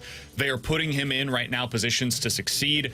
I've been surprised by how well that offense has worked under Cliff Kingsbury. I had real questions about it, so I would forget this as well. The odds, though, are decent. 6-1 is decent value on them because that division is very much wide open. Is this the new NFC South out east? I mean, honestly, there are question marks. NFC South is still the NFC South. Don't you worry. Yeah, I was going to say, they all suck still. In the second half of the season, I do think defenses to some degree will catch up with Daniels, so to speak. I'm with you, Alex, insofar as Eagles or Cowboys. And because I actually, at this point in the season, regular season, put more trust in Dak Prescott as opposed to the turnover machine known as Jalen Hurts. Give me the Cowboys because Barkley is the fulcrum of that Eagles offense. He has to be. I'll put it this way. Nobody from the NFC East is going to have any success in the postseason this year. Alex, what do you got? Bet it or forget it, guys. Dalibor Dvorsky, if he starts the season in the American Hockey League, does not play an NHL game this season. Forget it. I thought you were going to respond and be like, that's a stupid question, Alex. No, but then you it's think interesting. I'll say forget it. I think he will play games in the NHL this season. I don't know specifically when that will take place, but injuries are one potential out for this. Performance, he just is awesome in the AHL and earns his way onto the NHL roster. That's another desperation. The Blues decide, you know what, we don't have a second-line center right now. Shin has not looked like a great centerman for the Blues, or he prefers to play on the wing. Booch just didn't work. And they don't have anybody else on the roster that profiles that way, so desperation could get him there. And then another one is they're just not as good as we all expect. They trade guys at the deadline, and they need somebody. They end up, hey, games don't matter as much right now. Let's get the opportunity for the young guys. So there's a lot of outs here for me. So I'll say forget it. I think he will play at the NHL level at some point in 2024. Forget it for me as well. Depth aside, at some point it does become a battle of attrition in the second half of the NHL schedule. The grind, you want to see him up here at some juncture. It's just a question of when, and you didn't give me a cap on the number of games. So, yes, at some point. Yeah, I'm going to forget this as well. I will say, though, if he starts in the AHL, you don't see him post-trade deadline. Even with injuries, I think they'll look for somebody else to play that spot. If he goes to the AHL, I could see Doug Armstrong saying, keep him in the AHL. He needs to figure out to be a pro before he gets to the NHL level. Gentlemen, in just over 7 hours, Michael McGreevy makes his second MLB start. The Cardinals kicking off their final road trip of the season at Coors Field in Colorado. So that one should be interesting, but bet it or forget it. Next season, when March 27th rolls around and you have that Thursday afternoon home opener against against the Minnesota Twins, Michael McGreevy is on the opening day roster. See what I did there? Lock it in. Bet it. Yeah. Lock it in. No concern. Lock it in, no doubt. No concern. This Cardinals team's going down a different path this offseason. He'll be on the roster. Does it have to be in a starting capacity? Could you envision him in the bullpen? Well, yeah, better be a starting. Okay. So could I envision him? The Cardinals? Absolutely, I can. Michael McGreevy, you can put it in pen right now, will be a part of your 2025 opening day rotation. Okay. Barring an injury to him. Let me try and channel my inner Mo. Well, you see, it would make more sense if we slow play this and have Steven Matz in our rotation. So who's out? Who's no longer a part of that rotation, especially if you go forward with Palante? Gray is a given. Fetty, unlikely to be moved. I'm not sure. Yeah, honestly, I don't know if they're... I mean, I think Palante and Gray are your certainties in the rotation. Palante, Gray, McGreevy are the ones that I'm writing in pen. And beyond that, figure it out. Yeah, I mean, Lynn's not back, and Matz is not in this rotation next year, so that already opens one. Next year as well. So there's 4, and then one of Fetty or Michaelis. Fetty, Michaelis, Matz, all the rest. Like, just throw them into a bucket, see what you can do this offseason, see what the returns are going to be. Hell, package them all together. What a trade for somebody to get 3 starting pitchers, and you could sell it as 3 number 2s. Yeah, 3 starting pitchers that make a combined $46 million. Good luck. Enjoy. You know who has the salary for that? Oakland. Quantity over quality. 314-399-9646 is the Air Comfort Service text line. Let's get into bet it or forget it from the text line here. Bet it or forget it. An 0-5 start by the Bengals will get Zack Taylor fired. I think it would get him fired. Yeah. I do not think they're going to start 0-5. Yeah, I don't either. But so forget it for me. That should get him fired. I mean, frankly, if you lose the next game, I think the conversation should start. If you lose at Carolina, he's gone. Yeah. Yeah, if you lose next week, it's over. No question about that. If the Red Rocket goes out there and just dominates that game. Yeah, he should be fired. Give more touches. Hey, Tanner, here in spirit, give more touches to Chase Brown in the running game. Let's see what that does, honestly. Let's see what it does. More splash play. Shut your damn mouth. Zach Moss is on my fantasy team. I have seen enough. Yeah, I saw a touchdown while he was on my bench. Better to forget it. Ollie Marmol will be fired, and they will hire Skip Schumacher to be the Cardinals manager next season. Forget it. I don't think Ollie's getting fired. I think Skip Schumacher is going to be the Reds' next manager. Does Skip Schumacher want that job? Played there, has some history there. There's a lot of Cardinals pedigree inside of their ownership / front office. Don't know what this team does if there's a change in the front office. Like, if you would have asked me 2 weeks ago if Ollie was going to get fired, I would have said no way. But man, if they do make changes to the president of baseball operations, I'm not certain he's here. I do know the Cardinals don't like to spend money on guys that are elsewhere, though, so that's the hard part. The one wrench that can be thrown into this for me with Skip is the Dodgers. Yeah. What do the Dodgers do with Roberts if they once again lose in the first round? You have to fire him. If you have Shohei Ohtani doing this and you lose in the first round, look at their pitching, man. It would be totally understandable, but how many times have we said that? Where it's like, hey, yeah. But look at the pitching. Been making excuses since 2019 for that. No doubt. All right, last one here. Better to forget it. Josh Allen will finally win an MVP this season. Bet it. He's already got a jump start. Now he's going to have to continue this, which is a tough task to ask.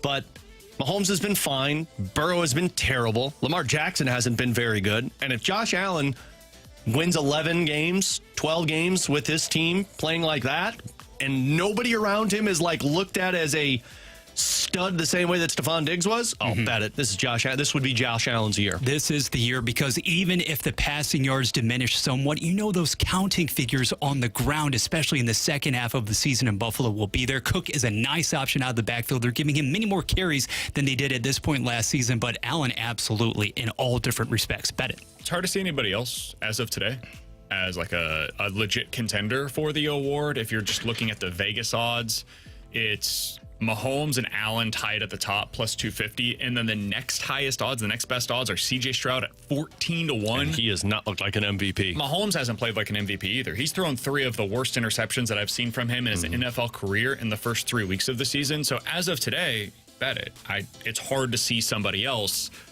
But we are 3 weeks into the season. There is a lot of football that remains to be played. If you're going to place an MVP bet down this season, now's probably the time to do so, because if you don't want to bet on one of Mahomes or Allen, it's unlikely that you'll get better odds than what you see today. because of how much better Allen has been than everybody else. The odds will shrink, so place your long shot bets on the MVP right now. This is the time, in my opinion, to do it if you want to go down that path. What are the odds on Sam Darnold over there? You have those? See on the board yet? Again, just like I talked about with the Giants winning their division, send me the money rather than put that down. We love that defense. 28-1, which is the same as Kyler, and those odds I prefer. I like Kyler's odds to win the MVP. Just send me the money, Bradford. Another one that I like a little bit more is Jordan Love at 45-1.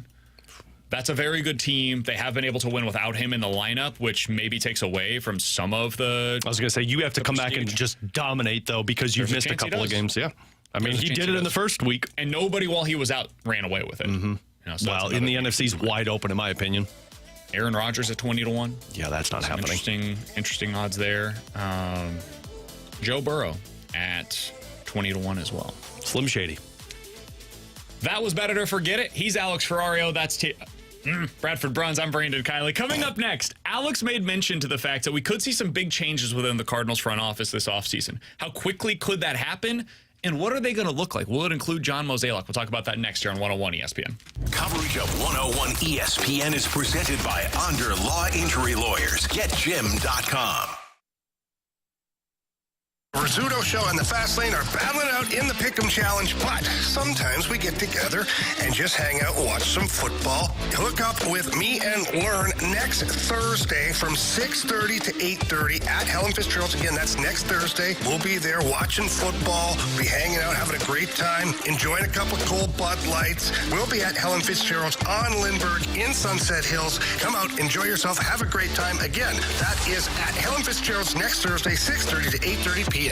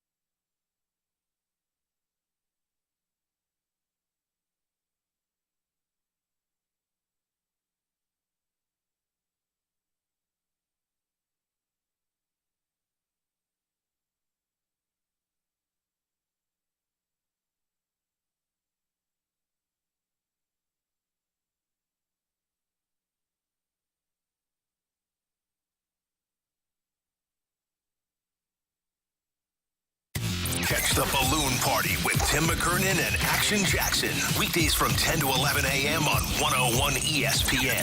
The fastest hour of sports radio is driven by Munganast and Burkhardt Alton Toyota.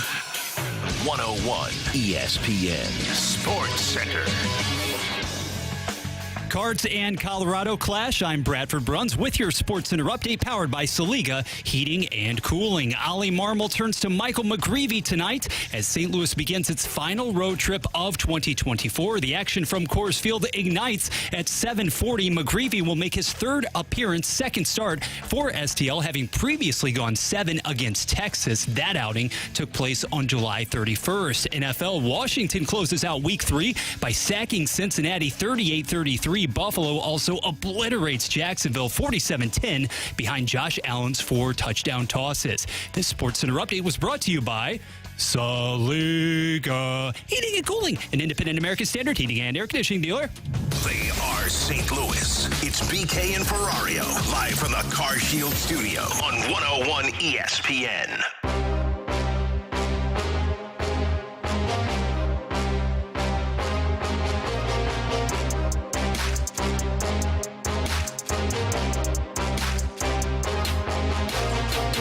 It'll be a busy month of October as we look to really reset our front office. And obviously, you mentioned Gary LaRocque, a dear friend of mine. Was a tremendous asset to this franchise and really did a lot for us, especially in a time of need. And I look forward to still working with him, but just in a different capacity. And he really was a special person and loved the game of baseball. That was John Mozeliak on KMOX on Sunday with Alex and Bradford on BK. Alex, Mo made mention at the beginning of that answer to changes coming to the front office in the month of October. He said that it's going to be busy in the month of October. He used the re-word. Reset.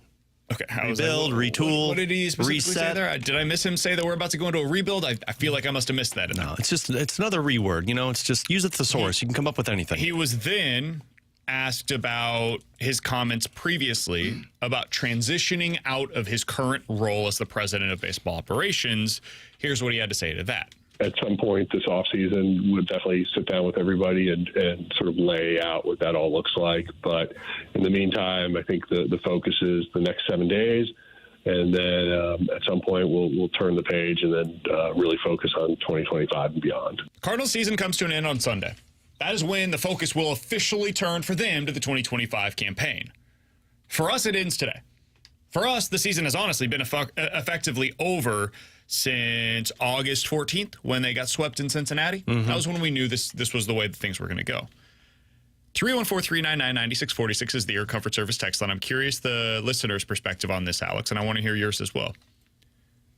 When he says that there's going to be conversations about what the transition looks like, and he says it's going to be a busy offseason for changes within the Cardinals front office, what do you think that means? What do you think that looks like starting next week?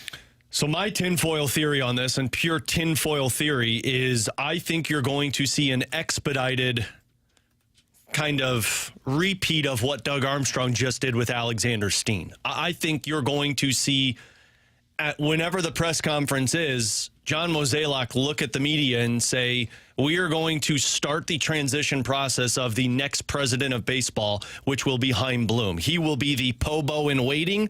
He will be making decisions this season without the title. I will still hold the title. I will be a part of the decision-making. Chaim Bloom will be making a lot of them. And then after next year in 2026, Chaim Bloom will be your official new president of baseball operations. And the difference with this is, of course, Doug Armstrong is still making the decisions for 2 years while Alexander Steen is learning.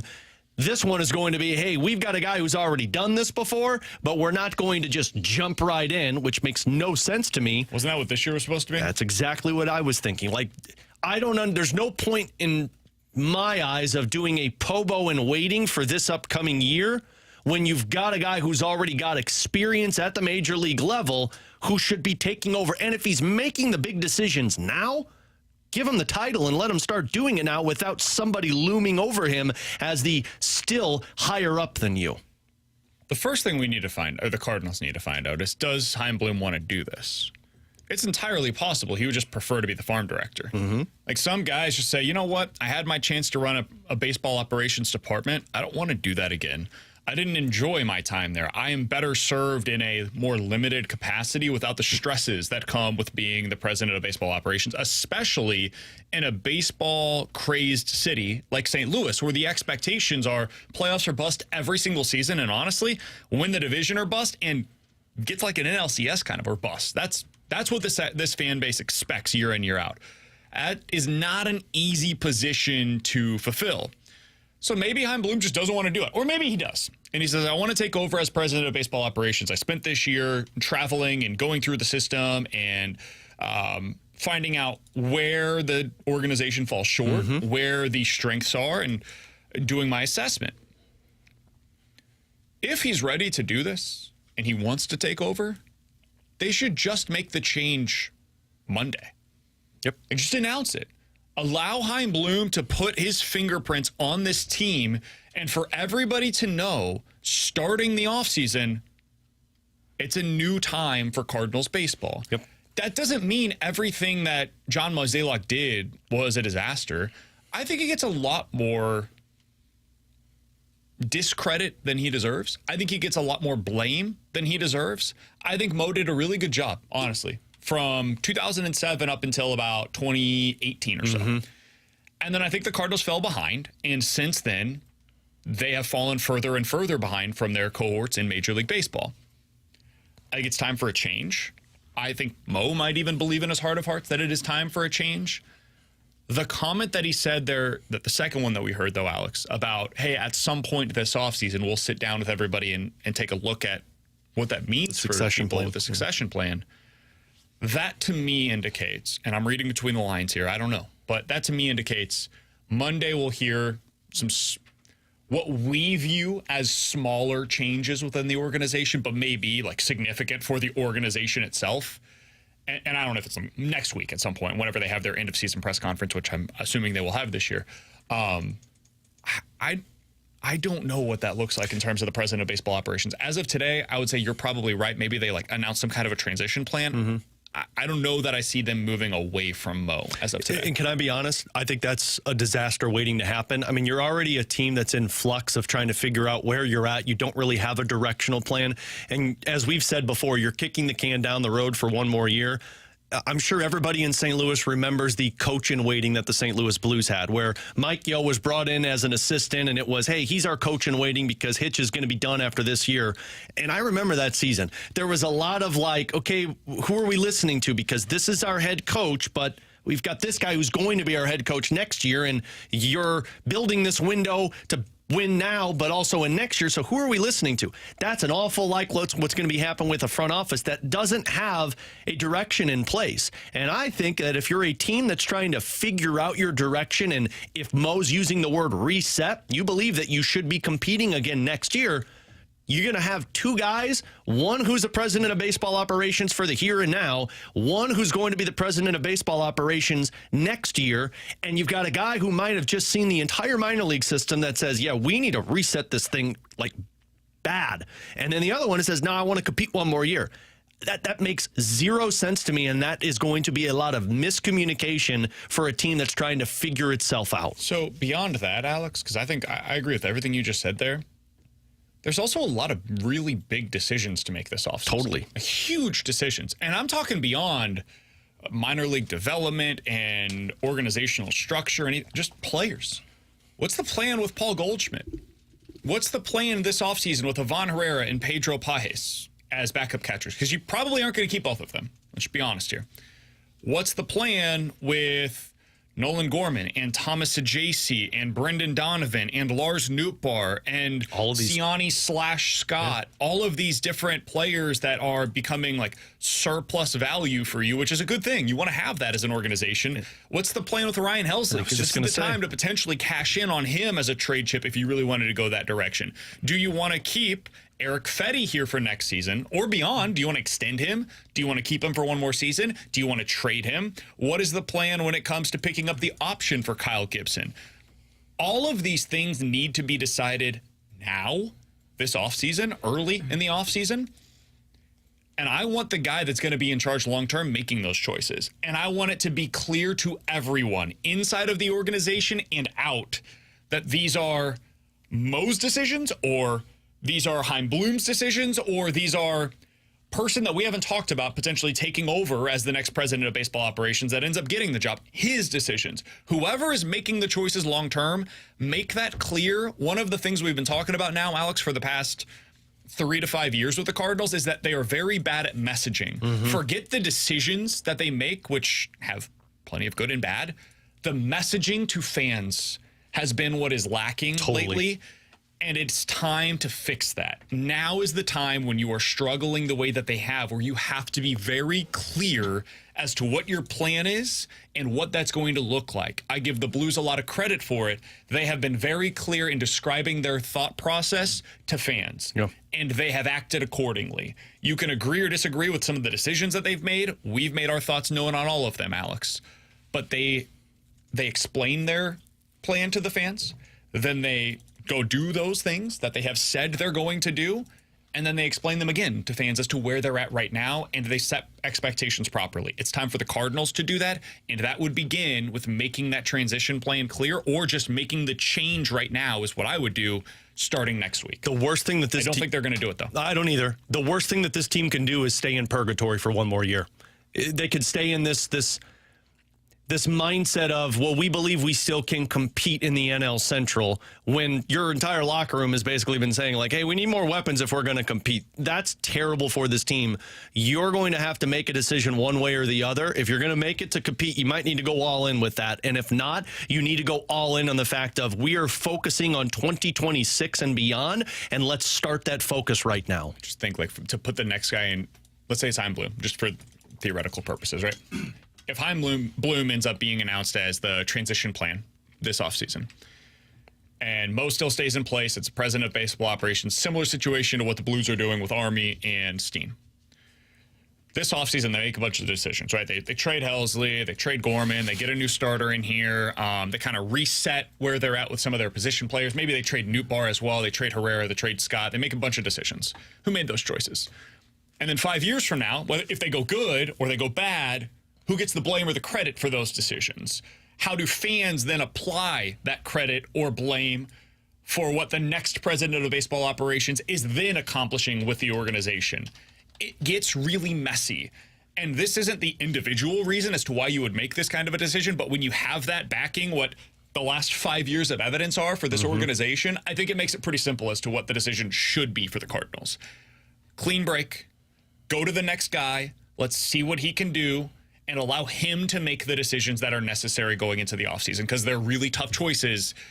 And I think it is best for him, for the organization, and for this fan base to know exactly who's making the choices and where to place the blame and where to place the credit. With Alex and Bradford on BK, Junk Drawer coming up next year on 101 ESPN. This Sunday, it's an NFL Sunday triple-header. Game 1, Buccaneers and Eagles. Game 2, 49ers and Patriots. Game 3, Ravens and Bills. Coverage starts Sunday morning at 11. Your destination for the NFL in St. Louis is 101 ESPN.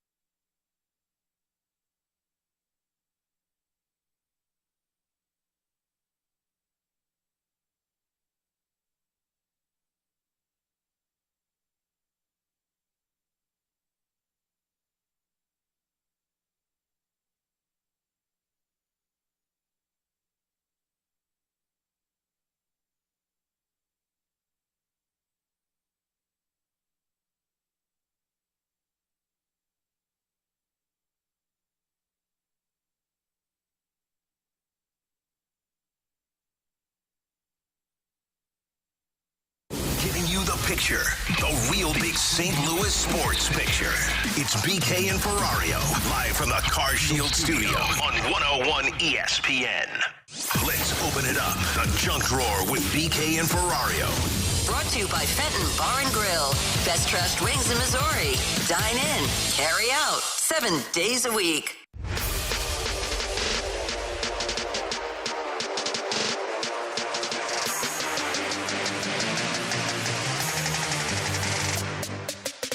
With Alex Ferrario and Bradford Bruns, I'm Brandon Kiley. Alex, I saw this article the other day, and I wanted to share it with you. And Bradford, you are a perfect man to discuss this with as well. T-Bone wouldn't understand any of this. Just would have ended it at a perfect man, Bradford. You're a perfect man. We've got a few things Alex. Here. The article is on people sharing things that were normal in the 90s and the early 2000s, but simply aren't normal anymore.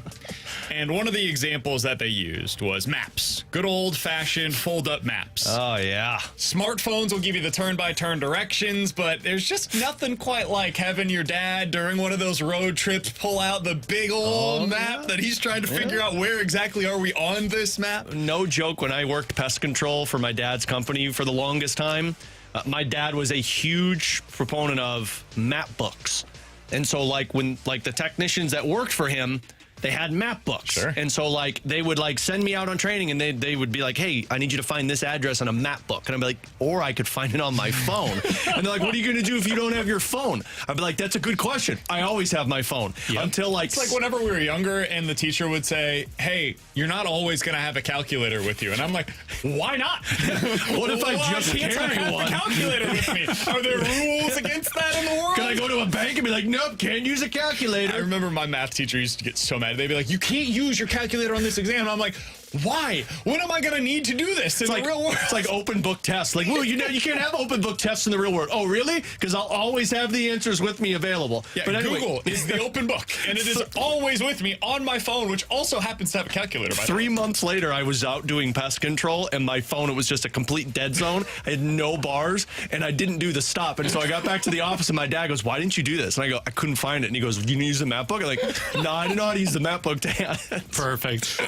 All right, so that was one of them. Another one was, I remember as a kid, you would stay outside all day long. We were pretty much free to do whatever you wished. Didn't have any cell phones. Parents didn't have to worry about what was going on out there. You just be out there, and then as the sun started to go down, you'd find your way back home. Yeah. Alex, this is something I've noticed in our neighborhood. We do have some kids in the neighborhood that will play together and whatnot. Yeah, on the roof, right, next door to you? They're gone. Oh, okay. Thank God. Praise be. Well, for them, too. And hopefully they're safe somewhere. They still...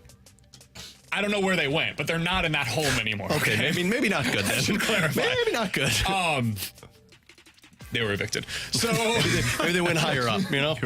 I don't really see this in our neighborhood. Yeah, I don't know. We live out in St. Charles, we're in the suburbs. We live in a cul-de-sac, so typically you would expect that. Same. We don't really see kids playing outside. We've got one neighbor that they've got a high schooler that'll go and shoot some hoops and whatnot, but that's kind of it. Yeah, I mean, so it's weird because, we live in a cul-de-sac too, but typically our girls are in the backyard. They don't even really go. They'll take their bikes out there every once in a while and ride around. But yeah, I mean, there's very little kids playing late at night outside. It's typically 5 o'clock is when you see everybody go inside, and it's not much else out there. I mean, I used to be that way though. Me and my friends we'd play pickup basketball, or we'd just take bikes and go rollerblade or something like that, and we would do it until 7. I lived up a block away from the movie theater. And so my buddy and I would just walk to the movies and then walk back. We did the same thing. On Friday nights, this was when I was in middle school, we would ride our bikes over to the movie theater, just park our bike out front. Yeah. We'd go over there, and then afterwards we had it was an all-you-can-eat pizza place for $3.49. Oh, yeah, we used to do Taco Bell. There you go. All you can eat for $3.49. That was their jingle. Jesus, that was a terrible jingle. And then it went to $3.99, and they had to change the jingle, and they said $3.99. Didn't hit the same way. No, it didn't quite feel the same. Yeah. So we'd go over there afterwards. We had a lunar bowl, so we had a bowling alley that we'd go to as well. We did the roller skating rink. There you go. Yeah. We also, when I was younger, we just ride our bikes up to the playground. We'd go over there. We had the basketball that we played up there as well, kickball. It was good in the 90s, man. I'll never forget my grade school, my elementary school was across the street from my subdivision. And in 7th grade, we had like pickup line to where like your parents had to come pick you up at 3 o'clock, and if they weren't there, you had to stay at aftercare, and you pay extra for aftercare. And my mom, she worked until like 4 o'clock. My dad worked late, and like it was an ongoing battle between my parents and the school because my parents are like, just let him walk across, make sure he gets across the street and let him walk home. And they're like, we can't do that. And finally, my 8th grade teacher was like, yeah, we'll do this. And so he would stand there with me at the end of the day and watch me walk across the street where there was no traffic and be like, okay, see ya. But like, why are we, like, nobody does that anymore. Can't do that. No, like, that's child endangerment now. You can't do that now. Wait, your elementary went from K through 8th? Is that what I'm processing right now? Holy cow. Yeah, that's a bygone era. It was a Lutheran school. Well, ours was Lutheran school. So, like, the public high school had, like, a public grade school, but we had Lutheran school, so it was K through 8. And then, of course, I went to high school after that. Last thing here from this story was having neighbors that you hung out with that lived in the same place for years. People move so often now that nobody has the same connection that they used to. We moved into our house in 2021, March of 2021. So far, we have like 8 houses in our cul-de-sac. I think 6 of them have moved since the day that we moved into our house. Yeah. The only people that are the same are right across the street from us, and then an older couple that lives down in the cul-de-sac. Yeah. That's it, dude. It's crazy the amount of turnover that takes place. Growing up, I used to have sleepovers at people across the street's house. Now we have people around us that we've gotten close with on our neighbors. There's a family, there's a older couple that's right next door to us. But again, there's not a whole lot of communicating with the neighbors. I think everybody does their own thing and kind of keeps to themselves. No, that one definitely resonates for me, especially my younger brother. So growing up in the same neighborhood, his crew actually, 3 of the 4 individuals who served as basically co-best men. Yes, he had a big number at his wedding, all in that same neighborhood area. And you just don't have that anymore. Yeah, Bradford's special. Did you see him call him his crew? God, Bradford's more hip than we are. In Pacific, that's how we rolled, sir. Come on, you know this. Well, BK's got an all-you-can-eat pizza jingle he'll sing for you. Pizza bar, pizza bar. It's Pizza Street. Pizza Street, Pizza Street. All you can eat for $3.49. It was great. It was a great jingle. Don't ever let anybody tell you that jingles don't work. They absolutely do. With Alex and Bradford on BK, coming up next. I didn't tell you that they were good, but they work. They work. Coming up next, what is the explanation as to why there is so much turbulence at the top of the league in the NFL this season? We'll talk about it next year on 101 ESPN. Stay up to date on all things Redbirds with Cardinals broadcaster Brad Thompson as he joins the Fast Lane every Wednesday on 101 ESPN. Go up and in with BT during high heat, powered by Scott Lee Heating Company, your preferred Mitsubishi electric elite contractor. Visit ScottLeeHeating.com. And by Rawlings. Visit the all-new Rawlings experience at Westport Plaza today. Hey, it's BK, and it is time to unlock your inner champion today. Whatever that means for you could be something different. Maybe you have some unwanted weight gain that you added over the years. They could potentially help you lose that over at Victory Men's Health. Low testosterone, any of those symptoms. Maybe you wake up in the morning, you don't quite have the same amount of energy as you once did. You don't get the same results from your workouts. Low testosterone might be the reason, while erectile dysfunction is another thing that they can potentially help you out with over at Victory Men's Health. They have 4 great locations across the St. Louis area, and you can check them out online to find out more today at victorymenshealth.com. For me, it was going in there, meeting the great people at Victory Men's Health. It's a state-of-the-art location. I go to the one over in Town and Country. Super comfortable. The moment you walk through the door, you're going to get the best service possible over there. They did a micronutrient lab for me. Found out exactly where all my levels were with my testosterone and everything. Found out I had some pretty significant vitamin deficiencies, and they've been able to unlock my inner champion by helping me out with that. They can do the same for you. It's victorymenshealth.com. That's victorymenshealth.com.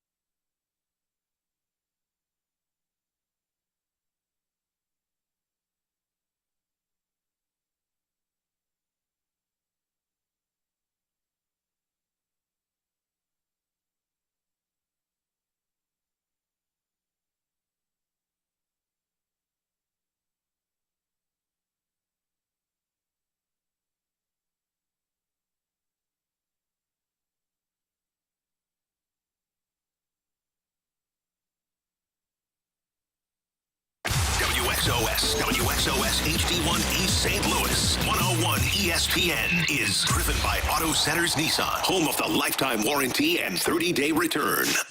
We're right back to more of it.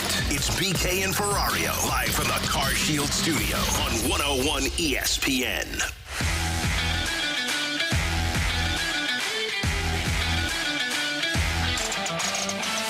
They're down in 7. This one is launched from McLaurin. He's got it. Touchdown. Touchdown, Terry McLaurin. That was the latest in a trend that has began this season so far through 3 weeks. Alex, underdogs of 5.5 points or more are 14-2 so far this year against the spread. They have won outright. Again, these are underdogs of a touchdown. Won outright 10 times so far, including a 5-0 week in week 3 of the NFL season. That audio courtesy of ESPN with Alex and Bradford on BK. Alex, underdogs are doing ridiculously well, both against the spread and straight up so far this year. You can see some of those results in our Pick'em Challenge, which has been, it was wild this week. The best people in terms of the Pick'em, we're getting like 9 of the 16 games correct. It's insane. You look at the Circa Survivor pool that we were talking about. Yeah. They're down to 5% of the entries remaining. 3 years ago, it took until week 16 of the NFL season to get down to 5% of the pool remaining at that point. It's crazy what's happening right now. Alex, is this a trend? Is this something that's just, hey, the teams that we thought were going to be great haven't lived up to expectations? What's going on right now with the turbulence that we've seen through the first 3 weeks of the season? I feel like it's a trend right now, but I feel like once you get halfway through the season, the cream always rises to the top. The teams that know how to perform to get into the playoffs and be a playoff and actually Super Bowl contender, those are the teams that always seem to find their game. I think some of the preseason jitters gets things out of the way because you never have these starters playing, which affects, of course, the first couple of weeks. It does feel very odd, though, because the offenses of these teams that are supposed to be as dangerous as anybody can expect, they're just kind of average right now. I mean, Cincinnati's offense was great last night, but started off where it was not that good. Dallas's offense, it's like, wait a minute, what's going on right now? Because you're expecting them to be great. Philadelphia's offense, some of this is injuries as well. I just feel like once you get to about week 7, week 8, that's where the cream rises to the tops, where the teams that are going to actually have a deep run in the postseason, they know how to flip the switch and get back to their game. And think about it as well. You're only dealing with a couple of preseason games now, period. So all of the preparation that you ordinarily would have had otherwise as an offense, especially a really intricate offense, it's not happening to the same degree. We know by now it seems like a tired narrative at this point, but the way in which training camps go, you're not having as many padded practices. You're just not hitting, period, as much to the same degree. So, Alex, I think that makes all the sense in the world that by the time you get to week 7, by the time you get to week 8, you have essentially gone through your preseason, which is now made up of basically the first quarter or so of the regular season in the NFL, and you're ready to rock. I think we're seeing that with a lot of different teams now, i.e. Kansas City, among others. Here's the list of teams so far this year, Alex, that have covered a spread of at least 5.5 points, right? Okay. Arizona, Atlanta, Carolina, Cincinnati, Denver, Las Vegas, LA Rams, New Orleans, New England, New York Giants, Tampa Bay, Washington. That was 12 different teams that have done it so far during this season. That's why I find this to be really strange. If this was just like, hey, we severely overestimated these 3 teams, severely underestimated these 3 teams, it would make sense to me. And you could look at it and be like, okay, we were just wrong about Cincinnati. Right. We were wrong about, on the other side, the Washington Commanders, right? Maybe that was the case.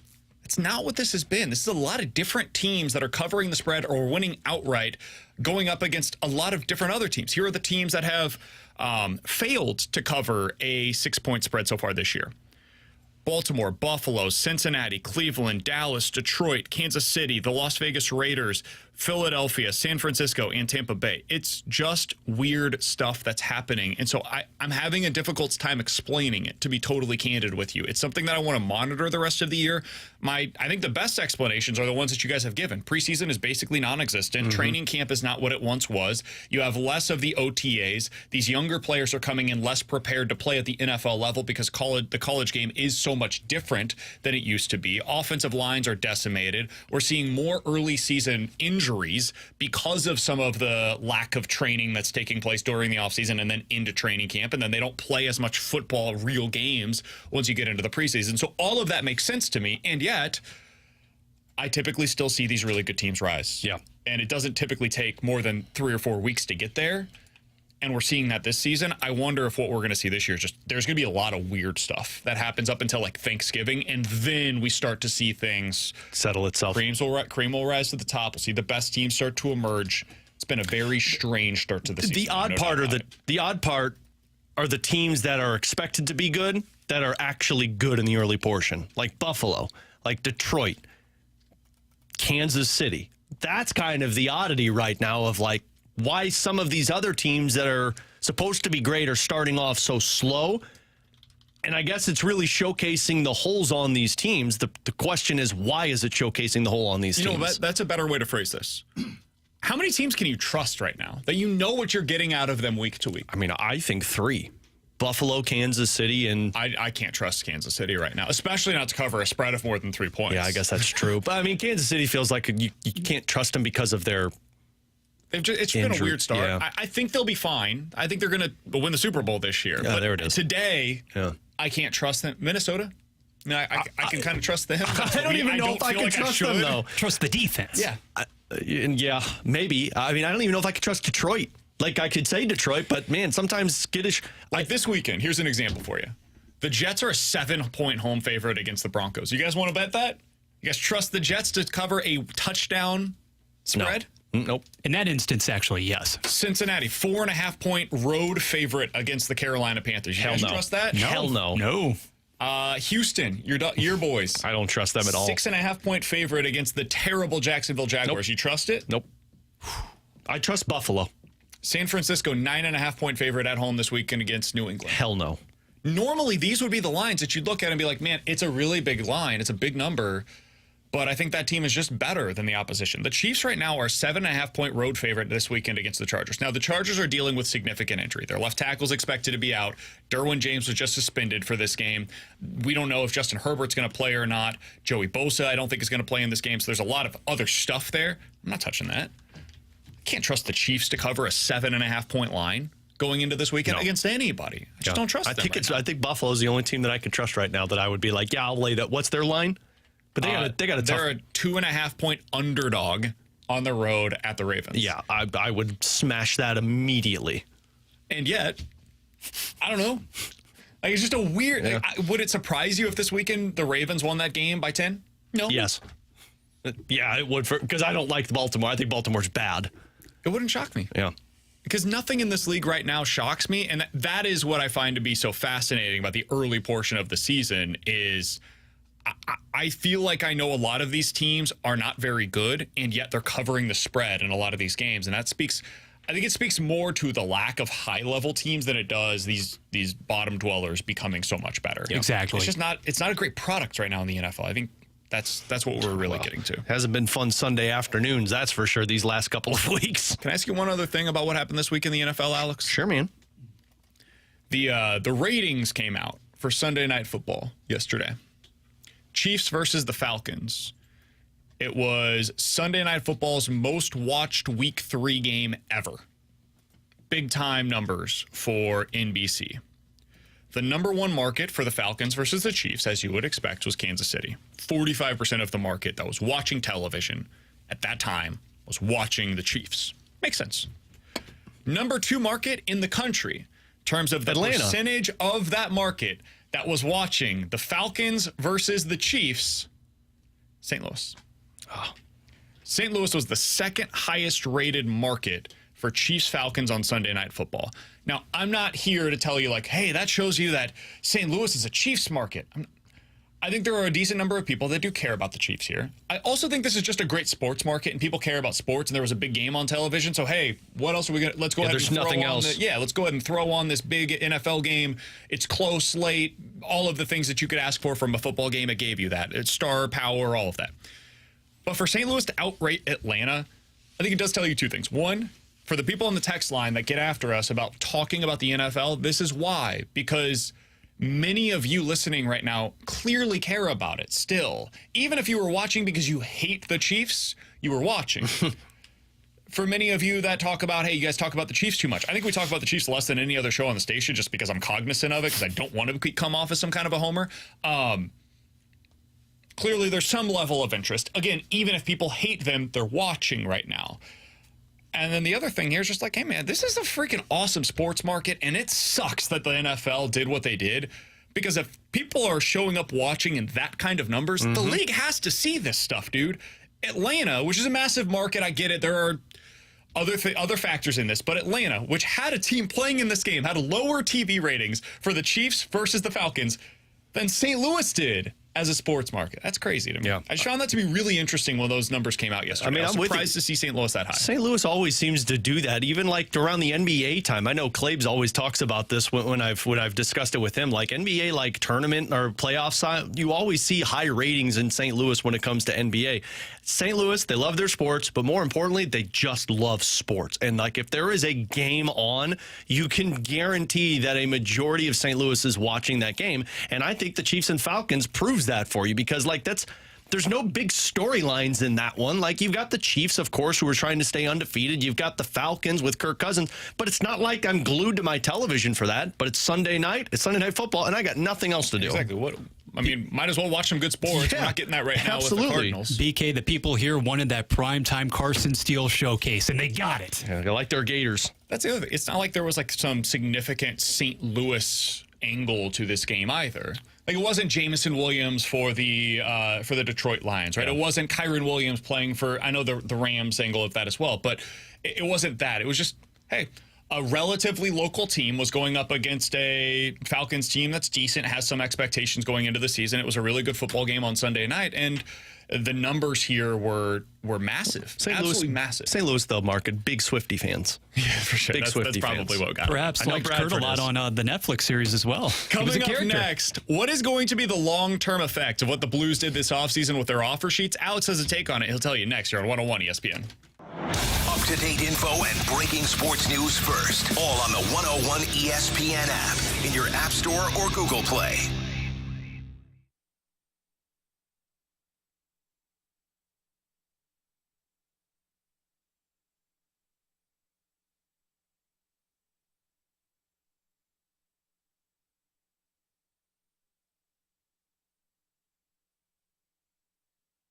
Don't settle for trading your car, truck, or SUV at a dealership. Get full retail value without the retail hassle at sellmycarstl.com.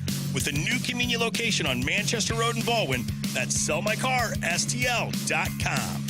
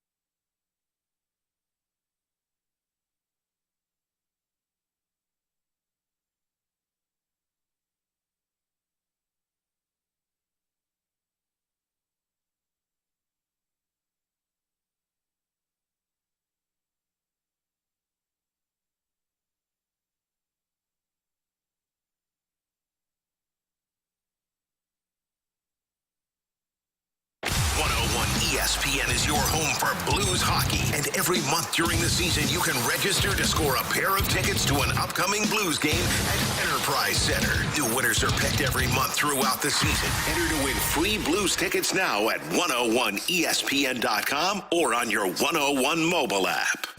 This is exactly where you want to be, listening to us. It's BK and Ferrario, live from the Car Shield studio on 101 ESPN.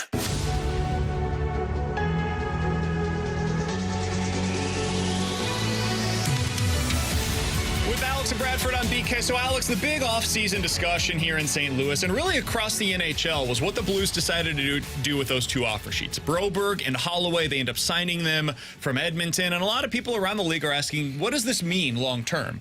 Are RFAs now going to be back in play? Or are offer sheets going to be something that GMs use now as a way to accumulate more talent? Alex, what do you think is going to be the long-term effect of what happened, what Doug Armstrong did with his aggressive offseason? I think what Doug Armstrong did is light a fire under every single GM that it's now going to start being aggressive on the restricted free agent market. I loved reading Pierre LeBrun's piece, basically stating what Doug Armstrong did was open the eyes of every single owner in the National Hockey League to call their GM up and say, why aren't we being this aggressive? Why aren't we going after some of these other restricted free agents? And like, if you just look a couple of years down the road in terms of RFAs that are going to be available, like next season, Evan Bouchard with the Edmonton Oilers is going to be available next year for offer sheets. And if that dude has another successful season, imagine somebody going in and having the actual assets to go after that player. Another guy, Jake Ottinger from the Dallas Stars. If you're a team in need of a goaltender, why wouldn't you go out and say, like, well, let's go throw an offer sheet at this guy? In years past, it has felt like a unwritten rule of, well, we can't go out there and offer sheet a player. We got to make sure that we don't piss that team off so that they don't come after us. And now it just feels like this just ignited a whole string of other teams looking at it and saying, like, well, let's find out if a team's in a bad cap situation and let's go after that player. But what I also think this does, and I think this is a benefit for the Blues because they're not in a bad situation, this is going to force teams to not make stupid decisions in terms of overpaying for guys to keep them or being crazy on the first day of free agency to sign a guy to an 8-year, $10 million deal so that nobody else does. Because if you put yourself in cap hell for the now and don't win a Stanley Cup, well, now your RFA guys are going to be at risk of being offer sheeted, and you're going to screw yourself over because you don't have the correct salary cap space. It's a really interesting scenario if GMs are willing to do what Army did this offseason. You got to have the cojones. And I got to be honest with you, I'm not convinced that's going to be the case. I think this was a very unique situation where Army had a ton of flexibility, in part because of the Torrey Krug situation. And I'm guessing he kind of had an idea as to what was going to happen there. And given where they're at as an organization, and given where Edmonton was at as well. Edmonton was a big part of this. He had them over a barrel, man. Yeah. They had no real way to be able to match these deals. Terrible cap space. Unless they were all in on these two specific players. So it was it was a smart move. It was a savvy move by Doug Armstrong, and I'm not sure that those exact parameters are going to be in place for very many other teams in the future. But let's say there's GMs that do find themselves in a similar spot to where the Blues were. What it does is it adds another element to free agency. It's almost a second wave of free agency that could exist because now you have teams that go out there on July 1st and make these big moves. And then, early August, maybe another general manager that decided not to play on the first day of free agency and has a situation where they're like, we're young. We can potentially be on the upswing now. Let's go get two of the guys or one of the guys that we think could really help us 1, 2, 3 years down the road. We'll sign them to a long-term deal, and that's going to be the way that we get them into our organization.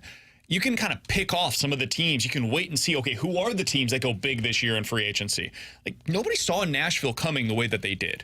If they had a big RFA that they just said, hey, we'll deal with that when we get there, another team could have said, okay, well, we'll pick that guy off of your roster now because you really have no flexibility that remains. Right. That's what it allows for, is more of those opportunities later in the offseason. And just from a hockey fan's perspective, makes it a hell of a lot more fun during the offseason. Well, and it does because you got your draft, you got your opening of free agency, which is typically done 3 days in. But then from July until the end of August, I think teams or fans at least are like, oh, man, what else could my team do? Let me give you a perfect example who's going to be the Edmonton Oilers next year, BK. Look at the New York Rangers. They have $60,000 in cap space right now. Next year, they have two guys that come off of the books that are making a total of $8 million, and the cap goes up about $4 million. But guess who's a free agent? Igor Shesterkin, who's probably going to be getting you close to $10 to $11 million. They've got 3 restricted free agents, including Lafreniere, Capo Caco, and Keandre Miller. You don't think a team is looking at the New York Rangers right now thinking, okay, well, that team's screwed because they're not going to trade away a Mika Zibanejad or a Chris Kreider or a Vincent Trocheck. They've got Artemi Panarin. By the way, a lot of these guys have no trade clauses or no movement clauses. That's a team that's going to fall into the same Edmonton Oilers problem. And if you're a team that's similar to the Blues, let's say the Minnesota Wild this offseason are like, okay, now we got cap space, and now we need to go out there and go get ourselves a top-line winger to play with Kaprizov. Go over to the New York Rangers and be like, we're going to offer sheet Lafreniere and throw a lot of money that you're going to get screwed on. I think this creates so much more excitement for the NHL offseason, and it all happened because Doug Armstrong was like, yeah, this is part of the CBA, we're going to do it. Yeah, it just takes really aggressive general managers, and it takes patience. It takes discipline, because you can't go out there on July 1st and make the big moves, and then you have to be willing to be wrong. Yeah. You have to be willing to say, you know what, it didn't work for us. You know who this reminds me of is what Milwaukee did when they ended up getting Christian Yelich. Because they said, we're not going to trade for Giancarlo Stanton. That's not a move we can make. We're not going to trade for Marcell Ozuna. That's not a guy that we believe in long term. We want Christian Yelich. But at the time, he was unavailable. And so the Cardinals said, well, we have to win now, and we've got to get a middle-of-the-order bat. So they tried for Stanton. Then they ended up acquiring Marcell Ozuna. And because those two guys were traded, we know how the story goes. Yelich ends up getting dealt. He goes to the Brewers. The Brewers were willing that offseason to get none of them. The Brewers, they were willing to wait it out and say, unless our guy becomes available, we're not making the deal. And then they got super aggressive a couple of seasons later. They get Willy Adames. They make the deals that they want to make when they want to make them. Sometimes that's super aggressive earlier in a season than what you would typically see trades being made. Other times it's later in the offseason than what you would typically see. I'll be curious to see who the general manager is in the NHL that can implement that kind of a strategy. If one does exist, it could present an opportunity here that most general managers otherwise would not be willing to take advantage of. I'll just put the bug in the ear right now for Doug Armstrong, since he already created so much entertainment for us in St. Louis. You know, this offseason, you might be looking for another top 4 defenseman that could play the left side on top of Broberg. And guess what? I mentioned one in the New York Rangers. You already got some experience with the Edmonton Oilers. Maybe go throw another offer sheet out to Evan Bouchard or Keandre Miller. Like, you've already done it once. Why not do it and put the fear factor out there? And you don't have the concern of somebody doing it to you, because with the exception of Jake Neighbors and Joel Hofer, man, you're 3 years away from having to worry about guys getting offer sheeted from somebody. He's Alex Ferrario. That's Bradford Bruns. I'm Brandon Kiley. Coming up next, we're going to get to our football pick'em and reveal. And I got to tell you, I'm very disappointed that T-Bone isn't here for this today. I think he did it on purpose. We'll explain why next here on 101 ESPN. We want your insight and honest opinions on the world of sports. Use the mic drop feature in the 101 ESPN app. Say it and send it to us. Now in the App Store or Google Play.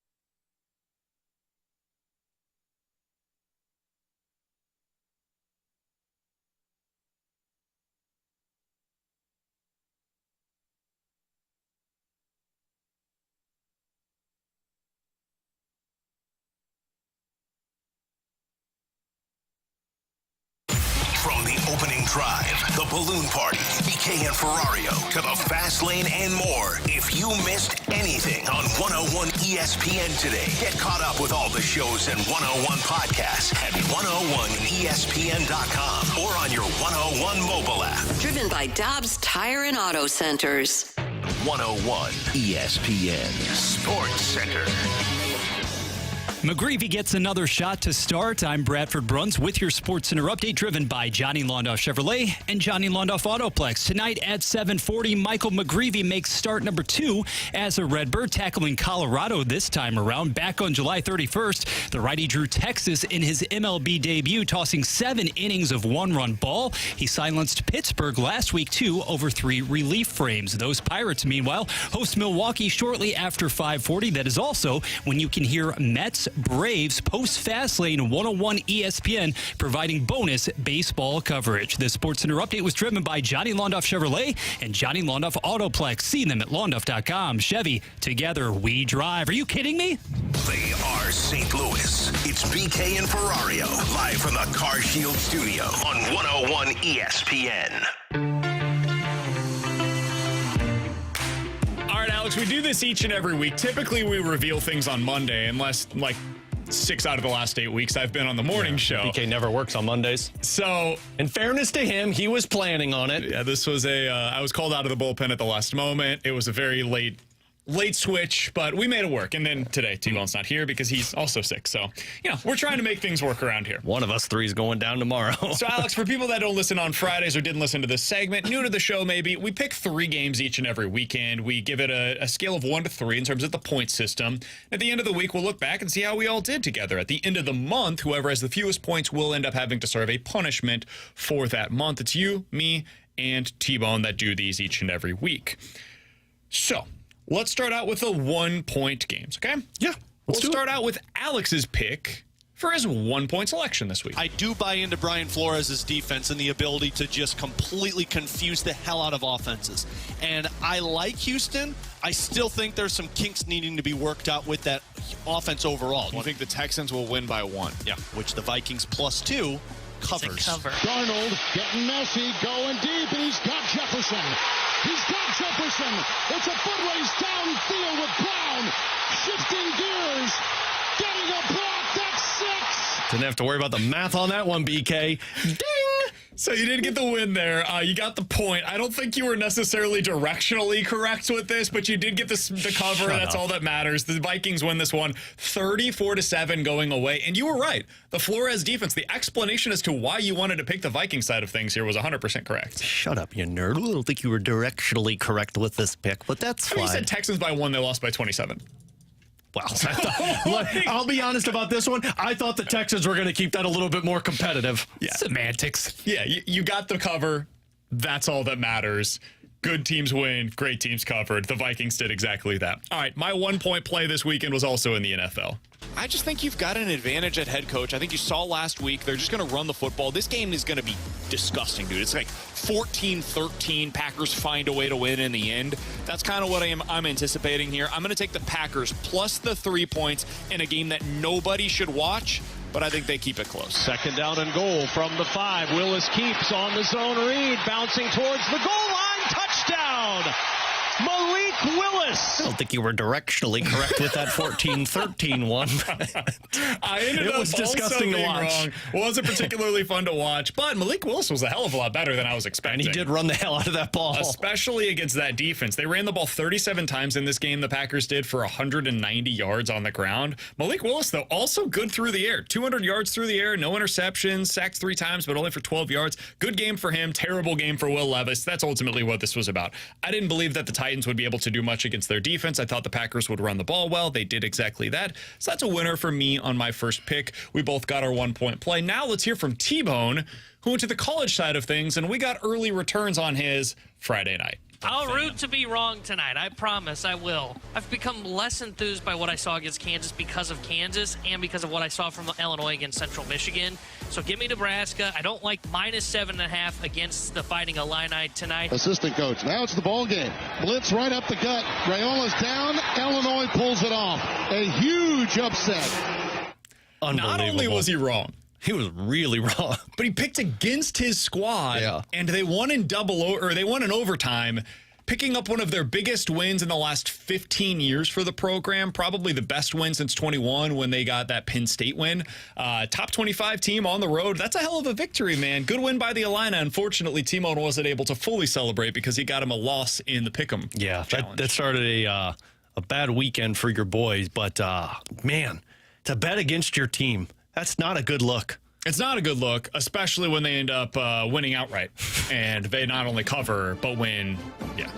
And one of their biggest wins ever. Way to go, T-Bone. Not great. All right, let's get to our 2-point games. Alex started out with the NFL because, of course, I stay with YOLO offense for your boy Anthony Richardson is not going to work against the Chicago offense. I don't know what Caleb Williams is going to look like. Frankly, it might still be ugly. I don't care. I think the Bears win this one because of their defense. I don't think the Colts are ever in this game. Sermon hitting the backfield. Richardson trying to push him forward.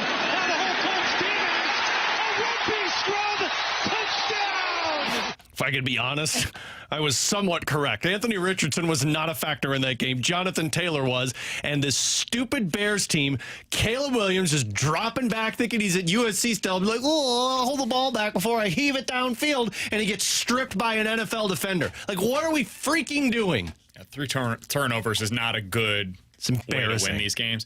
My bigger frustration with them, man, you can run on this Colts defense. They've shown that the first couple of weeks of the season. Well, you got to have a good running back to run. Roschon Johnson, 8 carries for 30 yards. DeAndre Swift, 13 carries for 20 yards and along a 4 on the day. A lot of that's offensive line, too. Sure, but you got to be better than that. The Bears lost this one because of the offensive line, the running game. They weren't able to maintain anything there and ultimately had to put it on the arm of Caleb Williams. He was better in this game, I thought. Showed you some stuff, but the 3 turnovers is what did them in. They lose outright, and Alex loses with the pick. My next one was no better. I think Burden goes off this week. Missouri, they win by 30, 48-17 in this game against the Vanderbilt Commodores. Give me the Tigers. M-I-Z. Let's go, baby. He hooked it. Missouri survives. What I loved in our close to the 38. What I loved in our text chain was even when it looked like this thing was bleak, BK was like, "No, still Missouri by 10. Missouri by 10 is fine." I never had up until like the final 2 minutes of the game. Never did I believe that Missouri was losing that game. And then I did. And I fully expected that they would lose. And then in overtime, when they kicked the field goal, I was like, oh, no. And you went DEFCON 4. Yeah, this is over. Did you really not expect that proverbial switch to flip at the half, though? And for those adjustments to really manifest themselves? I did. I thought they would come out better. And then in the fourth quarter, when things got really kind of wacky there. Yeah. It was just a weird game from start to finish. I thought that it would get better. It didn't. So, yeah, I lost that one pretty big. All right. It's fine, man. Last one here. Tanner goes to the NFL. Doesn't go well. I like the Arizona Cardinals at home against the Detroit Lions. +3. I don't think Hutchinson's going to be able to sack Kyler 5 times. And if that's not the case, then I think Detroit's defense struggles. So give me the Arizona Cardinals. As Goff hits St. Brown, who flips it to Jahmyr Gibbs. And Gibbs is in the end zone for a Lions touchdown. Didn't sack him 5 times, but sacked him once and tackled him 4 times. And ultimately, that's all it took. That was a good win by the Lions, man. That was a classic win by them. It was gritty. They ended up having a pretty good defensive performance going up against the Cardinals. Their offense overall didn't do a whole lot, but they were good enough. They get a win on the road against a pretty solid Arizona team. None of us picked up our 2-point play this week. That's wild. Alex wrong on the Bears. I was wrong on the Missouri Tigers. T-Bone wrong on the Cardinals. So let's get to our 3-point plays. Finish this thing out here. Alex, you started out your 3-point play with another NFL selection. Guess what the Chargers like to do? Run the ball. Only an Easton stick under center. I think that's going to be an easy 1-point favorite for me. I think Steelers win that one, no problem. That is my 3-point play. I think Herbert's playing this week. 2nd and 7. Austin playing. To head. Austin to the 20. Foot race to the 10. He's across for the touchdown. He was out there. He was out playing. I don't think he's going to be out there this weekend against the Chiefs because I think they saw, maybe this is not in our best interest. He didn't look and right. I was wrong. It was Taylor Heineke as their backup. But either way, looked like Easton stick. Taylor Heineke didn't look pretty. Yeah, and the Steelers defense, that's going to be what ends up getting them to the playoffs. I think that we've seen enough now. I don't think they're a great team, but it's kind of like the Milwaukee Brewers in Major League Baseball. They're going to win like 90-some-odd games this year, and nobody's going to believe in them going into the playoffs. That's who the Steelers are. They're going to get to the postseason. They're going to have a matchup against a team that you think is much better in the first round, and you're going to bet against them. But they've got a good enough defense. They've got maybe the best defense in the NFL. I carried them to victory, carried you to 3 points. Yeah, they, as long as they stay healthy with TJ Watt and Hayward as your pass rushers, you're going to be one of the top teams in your division because that's just dangerous. Alex got the Vikings for his 1 point play. He got the Steelers for his 3 point play. 4 points for Alex on the week. He's up to 9 so far through the first three weeks of the season. I went to the college football slate with one of the biggest games of the weekend for my 3 point play, Alex. The game of the week that everybody's going to be watching at 11 a.m. on ESPNU in this college football slate. ESPNU. Tulane is 1-2 on the season. What? They are going on the road to face the Louisiana Don't Call Me Lafayette Ragin' Cajuns. Tulane, you're getting real value here. I think Tulane wins this thing by 2 touchdowns. The line on this game is only 2.5 points in favor of Tulane. Give me Tulane. Let's go Green Wave. Good space. Almendarez trying to track it down. He can't. It's Rayshon Pleasant. He is going to go the distance for the touchdown. 95-yard kickoff return for the score. So they didn't score. They didn't win by 2 touchdowns. They did win by 1 touchdown. We're directionally correct. They put up 41 points, and they did cover the spread. They ran for 270 yards in this game. They unfortunately could not get a stop. I wanted to stop watching this game at halftime, and certainly then in the third quarter when they put up 21 points in the third quarter alone. They couldn't get stopped. It was infuriating to watch them, but their offense is really good. They did get the win. I get the 3 points there. I get 4 points on the week. I lead us right now with 12 points so far through the first 3 weeks. Been a good start for your boys so far this year during the Pick'em Challenge. Let's hear how T-Bone finished out his week with his 3-point play in the NFL. I don't believe the Baltimore Ravens are going to get it figured out on their offensive line this week, which means Micah Parsons is going to have a field day. The Cowboys defense is going to be all in Lamar's face. I think it's going to be close, but since it's only a 1-point line, I like the Dallas Cowboys +1 against the Baltimore Ravens. I think they win that game by a field goal or a touchdown. Get into the eye here. Henry's sweet spot right off the dart. Derrick Henry running for the end zone. He's in. Touchdown, Baltimore. Well, the Ravens ran for 275 yards in this game. Technically, they did get into Lamar Jackson's face. They just forgot about the other player you had to stop. 0 sacks on the day for the Dallas Cowboys defense. They could do nothing offensively for the first 3 quarters of this game, looked completely outmatched. I was a little nervous there at the end that they were going to be able to come back and find a way to win. For most of the day, I was like, we don't even have to worry about T-Bone. No chance of being able to cover the spread. By the way, 0-3 week for our boy T-Bone. Finishes the first 3 weeks of the season with 8 points. Alex pulls ahead of him, so it's 12 for me, 9 for Alex, 8 for T-Bone going into a deciding week 4 of this season. Rough week for T-Bone, rough week for the Cowboys in his 3-point play. I don't know if you guys know this about me, but back in elementary school, I was the king of leapfrog. So here I come, boys. For all 8 years? Oh, unnecessary, sir. It was a rough week overall for our guy Tanner. You and I both ended up with 2-1 on the week.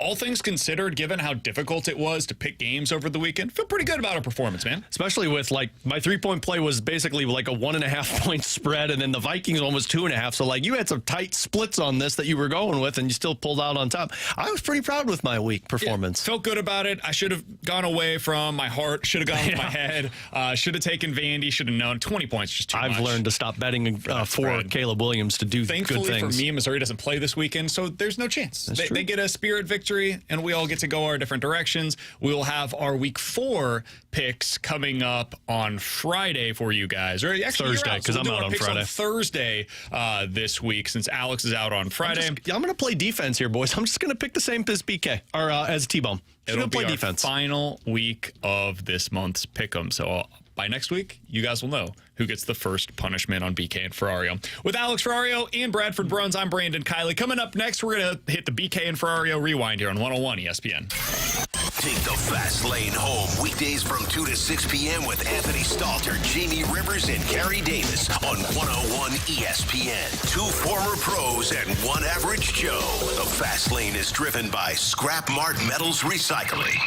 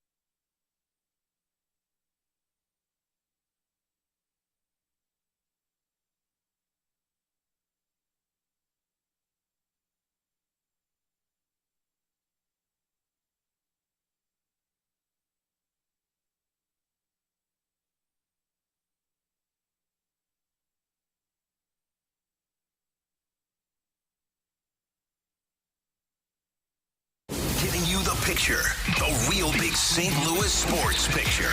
It's BK and Ferrario, live from the Car Shield studio on 101 ESPN. Let's run it back with a daily rewind on BK and Ferrario. Brought to you by Gloria Loom, your home sold guaranteed realty. Selling your home begins at GloriaHasTheBuyers.com. Each week throughout the NFL season, the Riz Show and the Fast Lane battle it out in the Pick'em Challenge, but sometimes they come together. They want to hang out, watch some football together, and you can learn from the Riz Show and Jamie Rivers from the Fast Lane on Thursday night from 6:30 until 8:30 at Helen Fitzgerald's. Come watch Thursday Night Football, get signed up for some Point and 101 ESPN giveaways, and you can enjoy a cold Bud Light. That's Thursday, 6:30 to 8:30 with Learn and Jamie Rivers at Helen Fitzgerald's on Lindbergh in Sunset Hills. Alex, let's hit the BK and Ferrario Rewind. Let's look at Monday Night Football. Last night's games, I feel like there were storylines from every team that was involved, honestly. But let's start with the negative, and then we can get to the positives. Always. Two teams end up at 0-3, the Jaguars and the Bengals. If you look historically speaking, there's only been one team in the last 20 years that's been able to make the postseason after starting 0-3. It was the 2018 Texans. They ended up finishing that season 11-5, won the AFC South. Do you think either the Bengals or the Jaguars have it in them to be able to be the next team to do so? The Bengals, maybe, although I just don't buy into them. I've said before that their bad vibes just didn't feel good coming into this season. I think their schedule allows them to go on a run. They've got the offense to do it. You've got to figure out what the hell's wrong with your defense right now. The Bengals could, although I wouldn't put any investment. I wouldn't lay down any bets of them making the playoffs. I think they miss. Jacksonville, you just write them off. Basically, they're going to be talking about a top 2 pick in this upcoming draft because I think Jacksonville is just completely toast. They're going to have to fire everybody and start from scratch and figure out what the hell they're going to do with this roster moving forward. I think that the Jaguars have a better chance of firing their coaching staff in season than they do of getting things back on track and making the playoffs. They're done. It's over for them. On the Bengals side of things, I'm not ready to write them off. I know a lot of people are today, and I'll be curious to hear what the Fast Lane has to say about them. Their defense was the problem yesterday, and I think their defense is okay. Lou Anarumo is one of the better defensive coordinators in the NFL. I feel like maybe that was more about Jaden Daniels just being spectacular than it was about the Bengals having long-term concerns. And I've seen the Bengals do this. Year after year after year, they start slow. Yeah. They're a notorious slow starter. So I'm not ready to kick dirt on them just yet. I'm absolutely ready to do that right now about the Jaguars. On the other side of things, the winning side, it was about the two quarterbacks, man.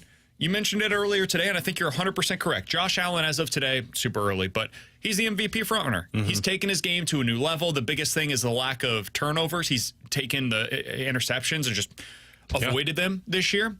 And then Jaden Daniels, dude, what an impressive performance by him. And over the last 2 weeks, their offense has not had to punt a single time. They've scored on every possession. Yeah. So those are the two big storylines for me on the winning side. Yeah, I think Josh Allen and the Buffalo Bills are the best team right now in all of football. And it's hard to deny when you got a guy playing like that, MVP, and not turning the ball over. Jaden Daniels feels like this year's C.J. Stroud. It feels like the guy that nobody really expected to be the one because you were talking more about Caleb Williams taking over a Chicago Bears team that was going to compete. And now you got the Washington Commanders with Jaden Daniels, who actually might make his team more competitive than what the Chicago Bears will be. I think it speaks to experience at the collegiate level, maybe being a little bit more important than what people give it credit for. He started 50 games, Jaden Daniels did, at the college level. He is an older prospect, but you see him come in, and right away he knows exactly who he is as a player. He's dealt with failure before, and now he can implement his game at the NFL level. He's still going to have some challenges this year. He's going to go through some slumps, but he looks awesome. And he's on an offense that I don't think anybody expected to be any good this season. And in a situation in Washington that people would have said coming into the year, that's the disaster. Caleb Williams has the good situation, and it's been the opposite so far this year. For Alex Ferrario and Bradford Bruns, who was a late call-in via the bullpen, appreciate him helping us out today. I'm Brandon Kiley. If you guys missed anything from today's show, be sure to check it out on the podcast page, 101ESPN.com, and the free 101 ESPN app is where you go to find it. It's all presented by Dobbs Tire and Auto Centers. We will talk to you guys tomorrow at 11 a.m. The Fast Lane's coming up next here on 101 ESPN. Tonight, Braves and Mets. Pre-game at 5:30, first pitch at 6:20. Your home for the MLB is 101 ESPN.